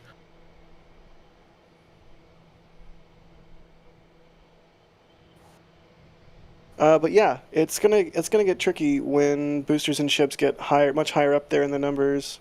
Alex, Falcon 9 boosters have serial numbers on them, kind of up by the grid fins, right? Like they're tricky to see. They're really tiny, but if you're a savvy photographer, you can snag a shot of a Falcon 9 serial of any given booster, right? Yep, and also the second stage also has serial numbers painted on them, and the fairings too. So, but if you get a shot of a serial on a second stage after it's returned, I want to shake your hand. Well, yeah, not after it's returned, but if you are on the pad, for example, for remotes, and you have a very good camera with a very good lens, you'll be able to see the second stage the second stage serial number painted on it. Max has caught it a couple of times before, so shout out to Max for that. And we've also seen the serial numbers on the fairings as well. So Nice. yeah. So do you think we'll get there with Starship and Booster? I mean, we've seen them put like the big number stickers on ships occasionally, or the decals, but like, do you think we'll reach a point where it's like ship 200 and it's just like a, you know, somewhere you have to know where to look, and if you zoom way in from close enough, you can catch like, oh, it's ship 0291 or whatever. Yeah, you know, one of the main reasons you can think about why would you do that is even for the commodity of the own engineers knowing which ship and booster they're looking at, right?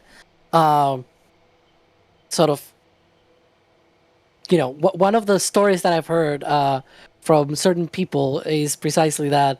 It's like, oh, what booster are we working on and whatnot, and then they go around and they look at the booster, you know, Falcon 9 booster number and things like that, and so trying to figure out which even the vehicle they're looking at, because all of them just look the same, right?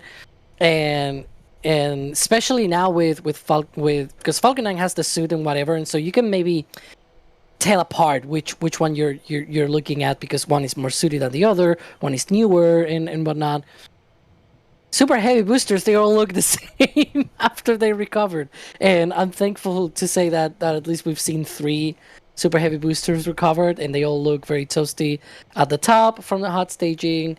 There's a bit of a, you know, of a change in color and whatnot, but it's very similar. It's very hard to see the differences there. So I hope they put numbers just for that. Just like we see on, I mean, planes also have tail numbers painted on them and things like that. Like, why not? It would be great. It'd be really cool. And yeah, I mean, just for engineers' sake, being able to know what they're looking at. Okay, hear me out. Oh, this is the worst idea I've ever had. Hear me out. They make some of the tiles white, and they make the heat shield a QR code. So whenever you point a camera at a ship, it just automatically tells you what it is based on the QR code embedded in the heat shield. I hate it. I wish I hadn't thought of it. But there you go. I hate QR codes. You go to a restaurant, there's a QR code on the table. It's like, just give me a freaking menu. Anyway. Okay. Part of me thinks it would be kind of cool for the fact that, oh, you grab it, here's all the information about this ship, all the missions it's done, everything is done, blah, blah, blah, blah. It's really easy to access the information. The other part of this is it's a QR code, and I hate QR codes. You know, you joke about this, but I've seen QR codes on Falcon 9 fairings. For example, they have like a patch with a QR code. Oh, there's a reason inside. I thought of it. Yeah. And there's like also pictures of, you know, during processing flows and things like that. They also have it on certain Falcon 9s and things like that.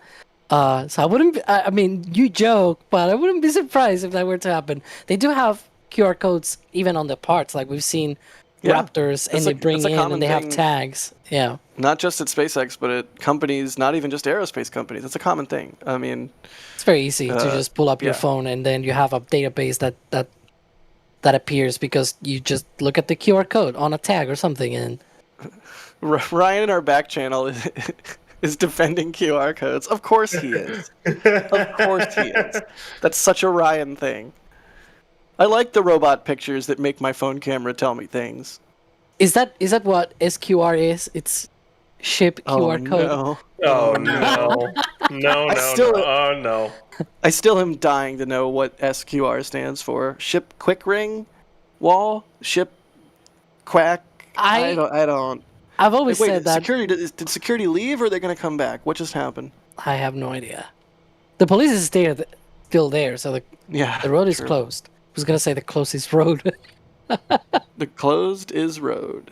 I guess. But I always say that static was happened. Exactly. I always say that whatever Q means, even if Dan Hewitt went to X and he said like it means this, I don't think there's any convincing argument that there's a word that goes there and makes sense for what that transport stand does. No. I have a theory. And so I will tell him, just like with Pad 1 and Pad 2, I will be like, no, it's wrong. SpaceX is wrong. Am I wrong? No, it's SpaceX who is wrong. It's wrong, yeah. They just don't know how to name things. That's the problem.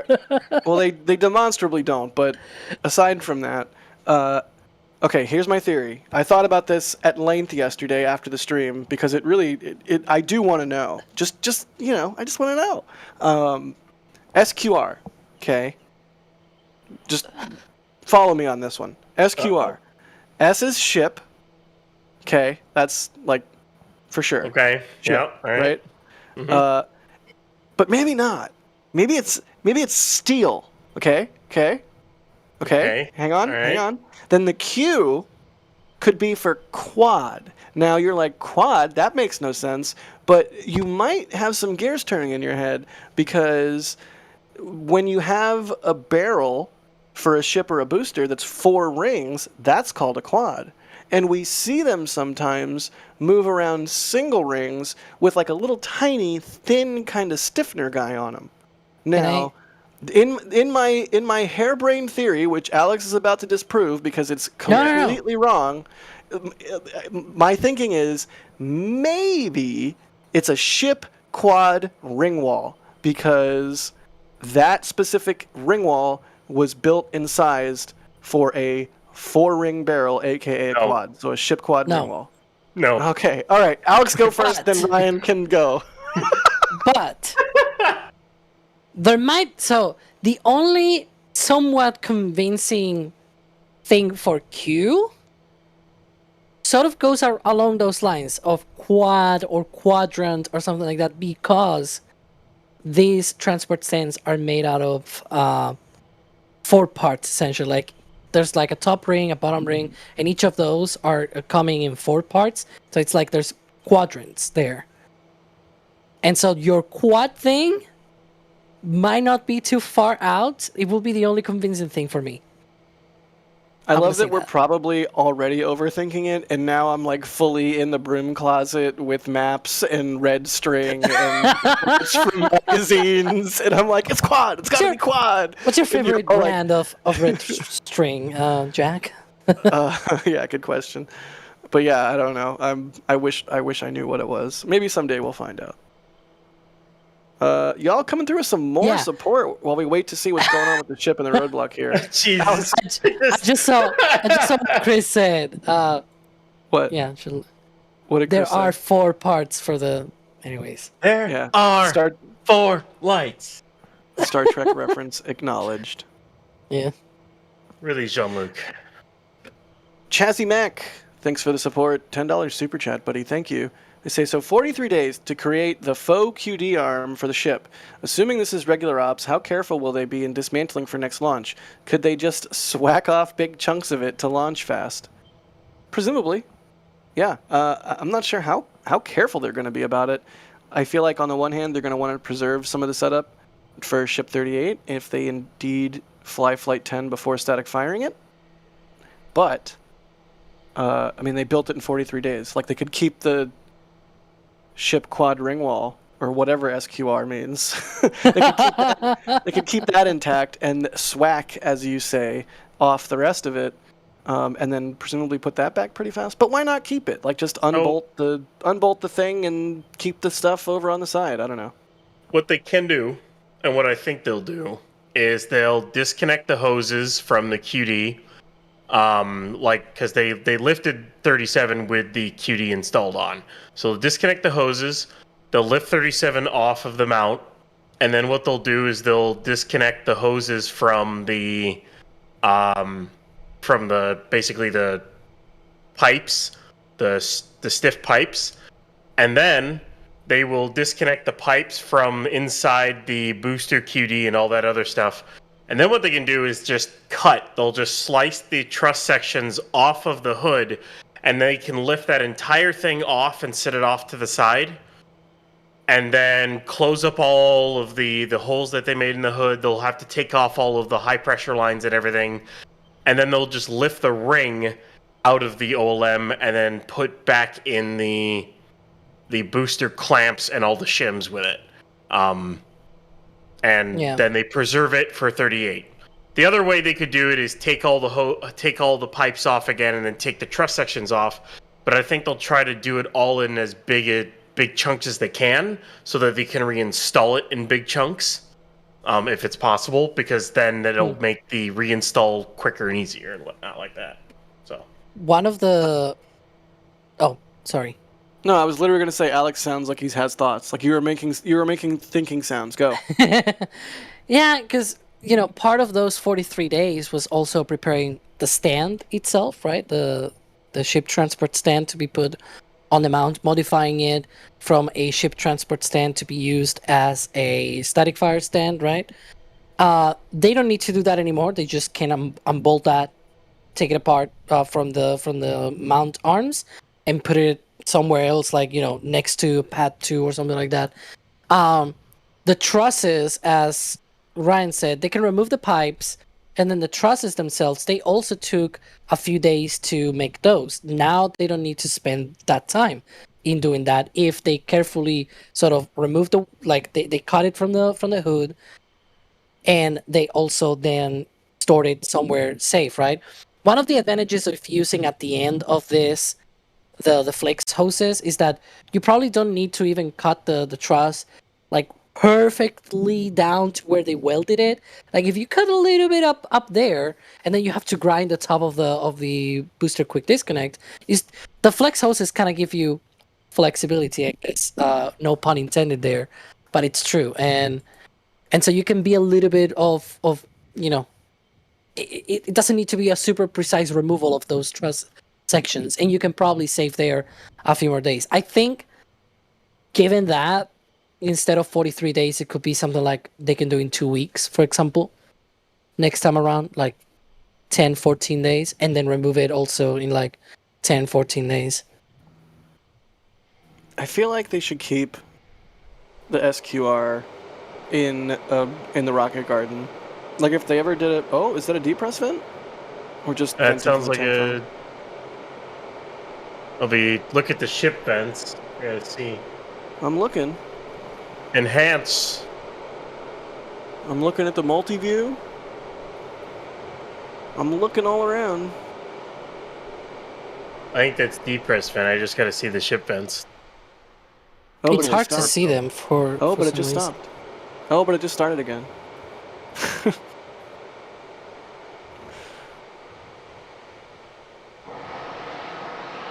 There it goes. There you go. There we go.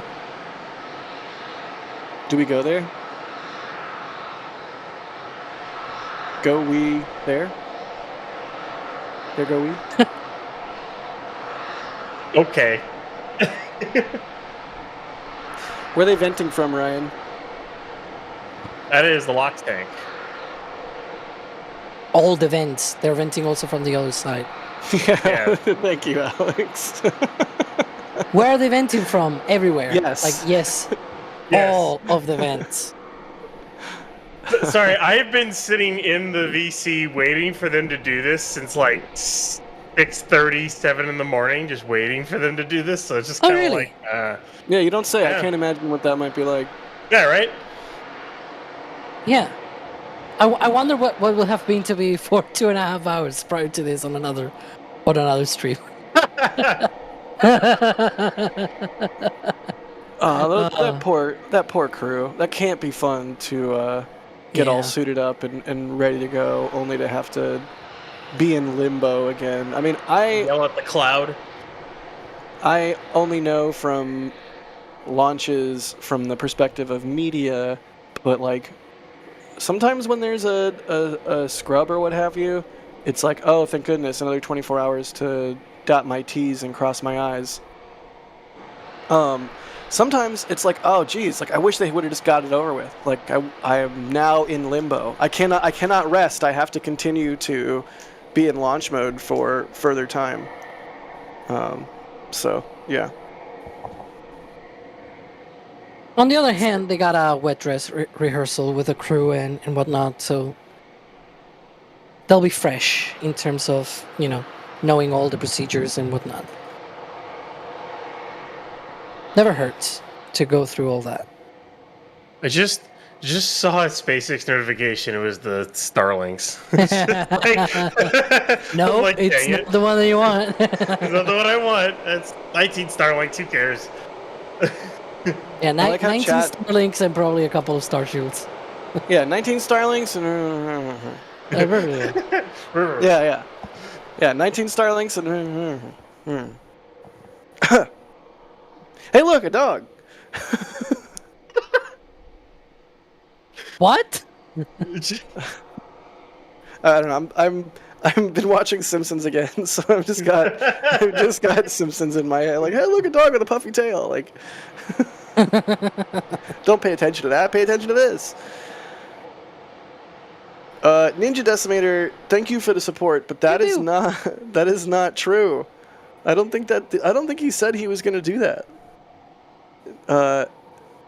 Ninja Decimator, pew pew pew, with a $5 super, saying, let's get 600 more likes to hit 10k, then Adrian will show us the Flight 10 patch. He did not say he was going to do that. But thank you. We do appreciate the likes. I know it's like a cliche YouTubeism, but it really does make a difference as we fight the faceless algorithm trying to get our content in front of more people. And when we thank people for the support or for getting stuff from the shop or what have you, if you're not able to support us monetarily, please don't feel bummed. Hitting the like button matters just the same. It really does. It really, really, really does. That said, I don't think Adrian agreed to leak the patch. Sorry. No leaks. No leaks, just likes. Thanks.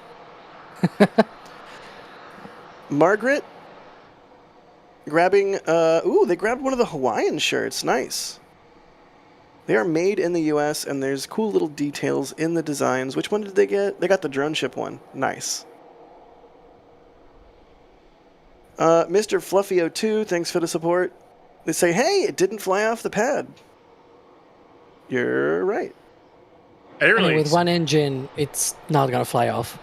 No. Fair. Even with all six, like, people are like, well, they're not using the static fire stand. Well, the clamp system they use on this stand is the exact same thing they use on the static fire stand. It's the exact same thing that clamps the ship to the booster. In fact, they're using 6 clamps to basically clamp it to the transport stand. It's on the OLM.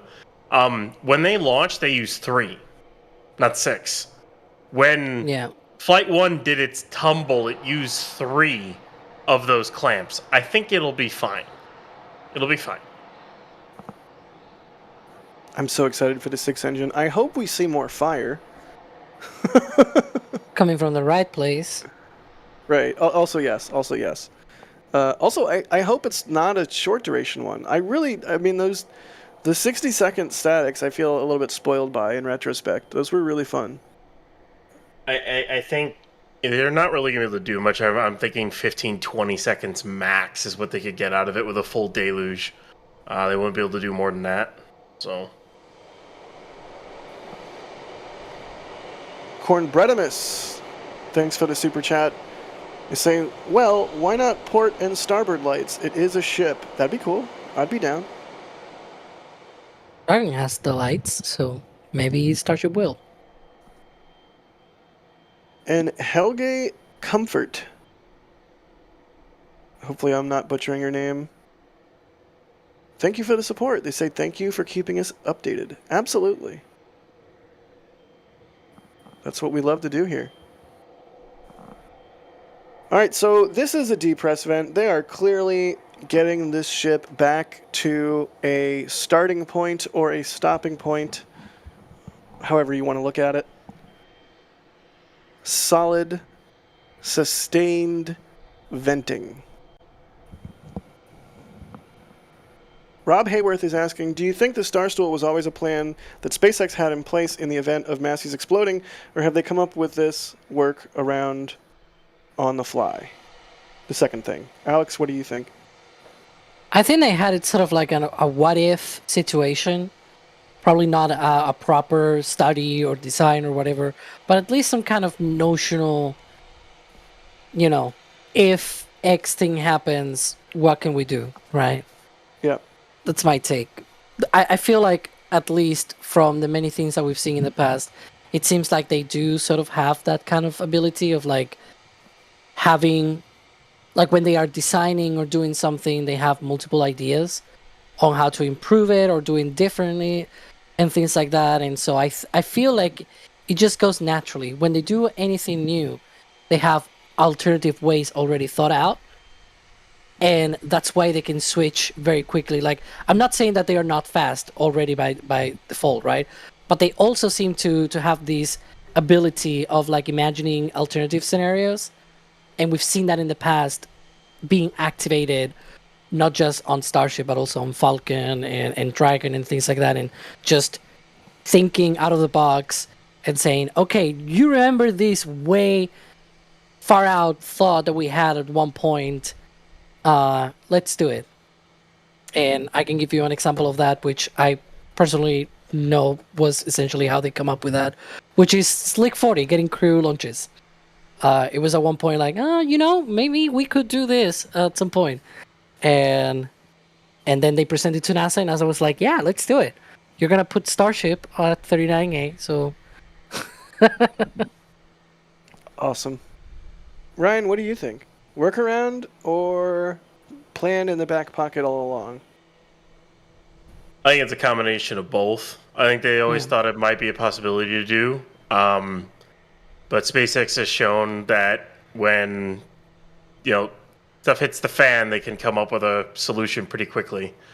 Like the thing at the redesign at Massey's is kind of nuts how quickly they're doing that. I don't even know if that was on the back burner or if they just came up with that right off the bat and just decided to like, okay, we're gonna dig all this up and pull these propellant lines underground and do all this stuff. Yeah. When you remember when Starhopper lost its nose cone, and they were like, you know what? Let's just fly with no nose cone. We're not gonna waste any time building another nose cone. I do love how janky it looked without the nose cone, but I do sort of wish it had flown with the nose cone because it looked awesome. It was a totally different vibe. Letdown 27, thank you for the $20 super chat. That's outstanding. They say thanks to all the team members. Really appreciate everyone's dedication. Means a lot. I can't even tell you. I like there's no adequate way for my sleep deprived brain to properly tell you how much that means, but it really does mean a lot.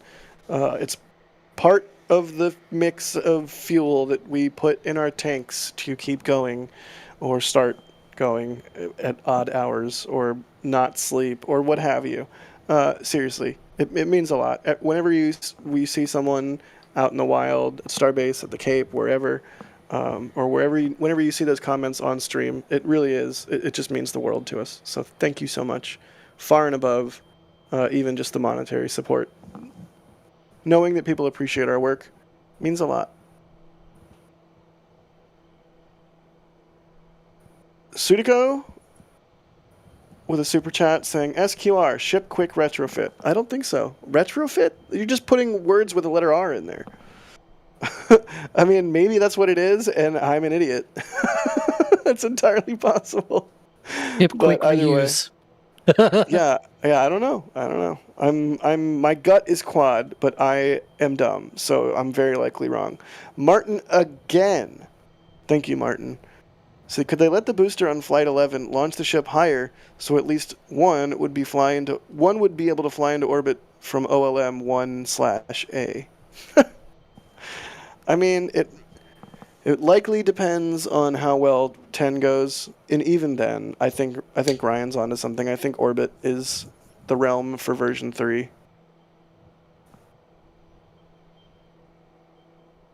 Yeah, it's gonna be suborbital pad A. Literally, I think is how it ends its life.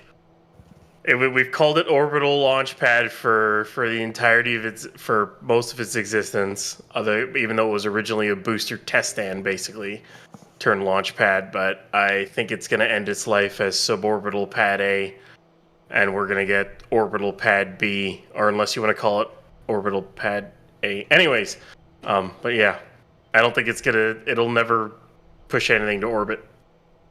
Can we just drop orbital at this point? It's pad 1 and pad 2, or pad A and pad B. Launch mount 1, launch mount 2, or launch mount A and even launch mount SpaceX B. uses that for all the things that I give to them in terms of, pad 1, pad 2. They called it the orbital launch mount on stream. I know, but it's almost like compensation. Right, and it's never gonna do it. Like, no, these are orbital. We swear, these are orbital. And it's like, bro, we know. It almost reaches orbit. Just one more launch, bro. It's all we need. It'll be orbital next launch. Just one more launch. Remember when they wanted to catch 3435? Yeah. Yeah.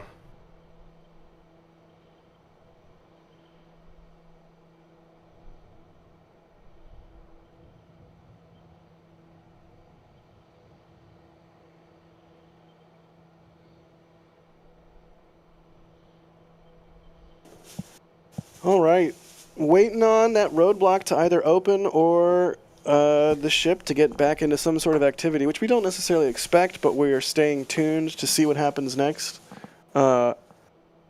Keeping y'all posted, answering your questions if you have any at NASASpaceflight. Now's probably a good time. Brent's asking, when Starship Hawaiian shirt? Someone page the store team. That's a good idea. Matrix says SQR, Starship Qualification Round Boy. Not bad. Not bad. Steve Park is asking, would you guess the static fire was 100% throttle? Alex? Yeah, there's no reason to think that it wasn't, right? They can do that, the deluge. I mean, this deluge is overkill for the ship, right? Oh, it's way overkill. Yeah. Some movement? Is that cars to the pad? Maybe? Maybe? It's funny because yesterday when we wrapped our stream, some people were like, oh, they have not opened the road. And 2 minutes after we wrapped the stream, the road opened. Nice. Like, it was like 2 or 3 minutes. Love when that happens. And we saw very similar movement. That they were sort of clearing. Around. Dang.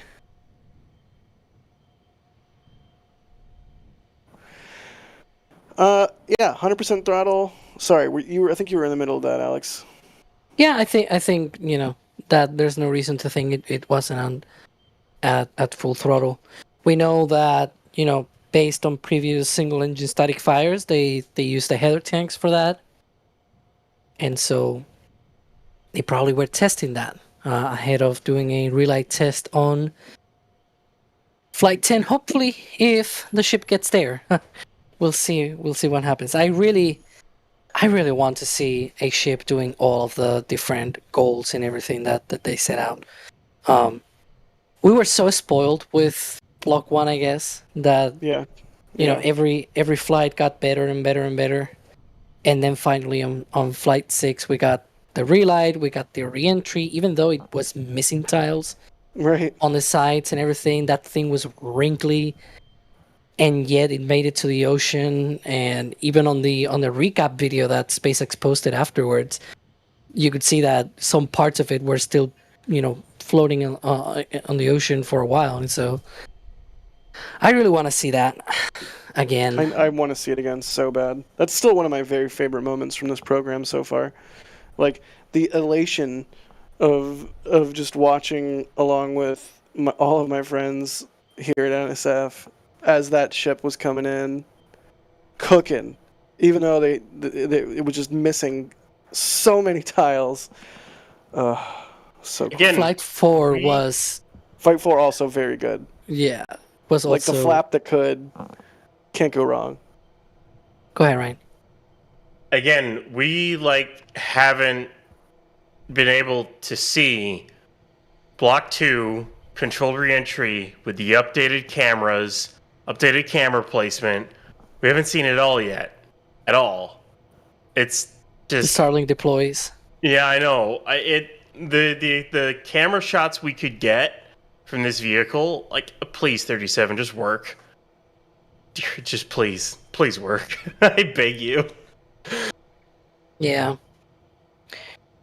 They haven't had the best year for Starship, but they'll get there. Could be much worse. Could always be worse. Nick Kane, SQR. Nick Kane says, SQR, ship quick release. For the transport stand's ability to lock ship down, move location, then quickly release and allow chopsticks to lift, or ship quick relocator. I mean, I guess ship quick ring wall would also fit that if the R is in fact for ring wall. Hey, look, a car to the pad? Car to the pad. Question mark? A single car? Adrian be like, 1 on our notepad. Something. Yeah. He got in the car.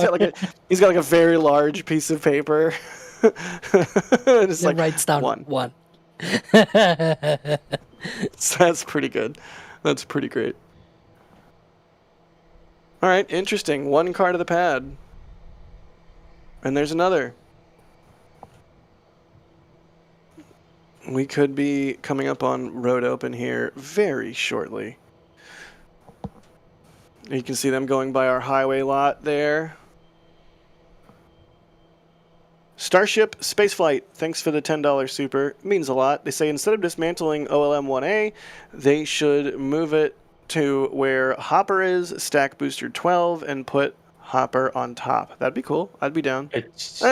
Honestly, leave Hopper alone. I'm just gonna say this right now. To move that mount, you would need a crane you would need to do that. Okay, but assume this. Imagine they strip it down from the inside, for example. Like they remove all of the pipes, remove all of the interior panels and whatnot with all of the valves and whatnot, and they just leave the shell and the hold-down arms, for example, to put Booster 12. In that very imaginary situation. I don't know how to call it, but it will be fun. It will be fun. It's funny. I mean, you could do it. You could cut it off and remove it. The crane, in order to lift that, even stripping it down, if you wanted to keep the shielding on it to still make it look like that ring, you're still talking probably several hundred metric tons. So an LR11, I mean, the current 11K they have there. Right, I'm going to cut you off because the law enforcement appears to be leaving the roadblock as cars return to the pad. There you have it. That would seem to indicate a wrap for testing today. Yes. Sorry, go on. I was say the current 11K they have might be able to do it if it would be able to do if they stripped it down enough. With the counterweight tray and everything, it's just why? That's all I'd say. Yeah. Convoy of cars headed to the pad. New. New. All right. Well, that was a seemingly good static fire of Ship 37 today on the pad. An unprecedented test that we have never seen before and will hopefully get to see again tomorrow ×6, because today they only fired up the 1 engine, so hopefully we get all 6 tomorrow. Ryan, thanks so much for being on commentary, buddy. It's a pleasure, Jack. It's always fun to start Starship, and it's a unique test, and I cannot wait to see the full 6 engines tomorrow. Cross your fingers if it goes off tomorrow. So. Alex, thank you so much for being on as well. Car? Don't worry about it. Thanks for being on, Alex. Thanks for having me, and it's always a pleasure as usual. If it's a slow one, if it's a really slow one, I gotta be like, new. Also, operating today's stream was Carson. Carson, thank you so much for indulging me at times. I was like, I bet if I do this, he's going to show a lot of cars going by. Good stuff.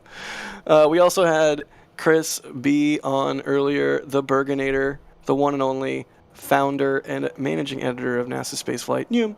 And yeah, that is going to be it for today. I hope I'm not forgetting anybody. My brain is thoroughly I can give more shout-outs if you want. No, please don't. Oh, yeah, actually, no, do shout-outs. We should shout out the socials because the people that do the work on the socials do a great job. The shop team as well, because we had the scrub, and so we, of Crew 11, so we put out the secret shop and whatnot. We've got also, we've got tomorrow, this week in Spaceflight, and so, for example, I did not write this week in Spaceflight. And so that was Martin Smith and Marty Linstra. And so thanks to those as well, and Alicia and everybody doing all that. But hey, yeah, Jack. Yeah, I got some root beer. You want some root beer? Okay. All right. I'm Jack Who's watching? What's next at NSF? Oh, man. Thank you all for watching. We will catch you on the next one. Hopefully another static fire stream from Starbase tomorrow. Hopefully Crew 11 tomorrow. A whole lot going on. Firing on all cylinders. Thank you, everyone, for the support so that we can do this. Tony Z coming in last minute with a $20 super, and Martin again with some support and some kind words. Thank you for your live. I love it. Have a nice day. And y'all out there in viewerland as well, have a lovely day. That's your job. That's your homework. Have a good day. We'll see you on the next one. And here we go.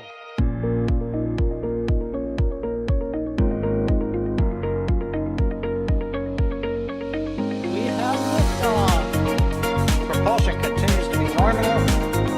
RCPA chamber pressure looks good. Traveling up. Roger, with planet. Water towers, fly! Tango down to nominal. Flight downside FTE off. Bring in FTE off. It's orange! Orange 45! Oh my god! Oh my god! Decollage! Look at this! Put that in the big bag, 343 unfolds to go. Indeed. We rise together back to the moon and beyond. This methane will be igniting with the flare, correct?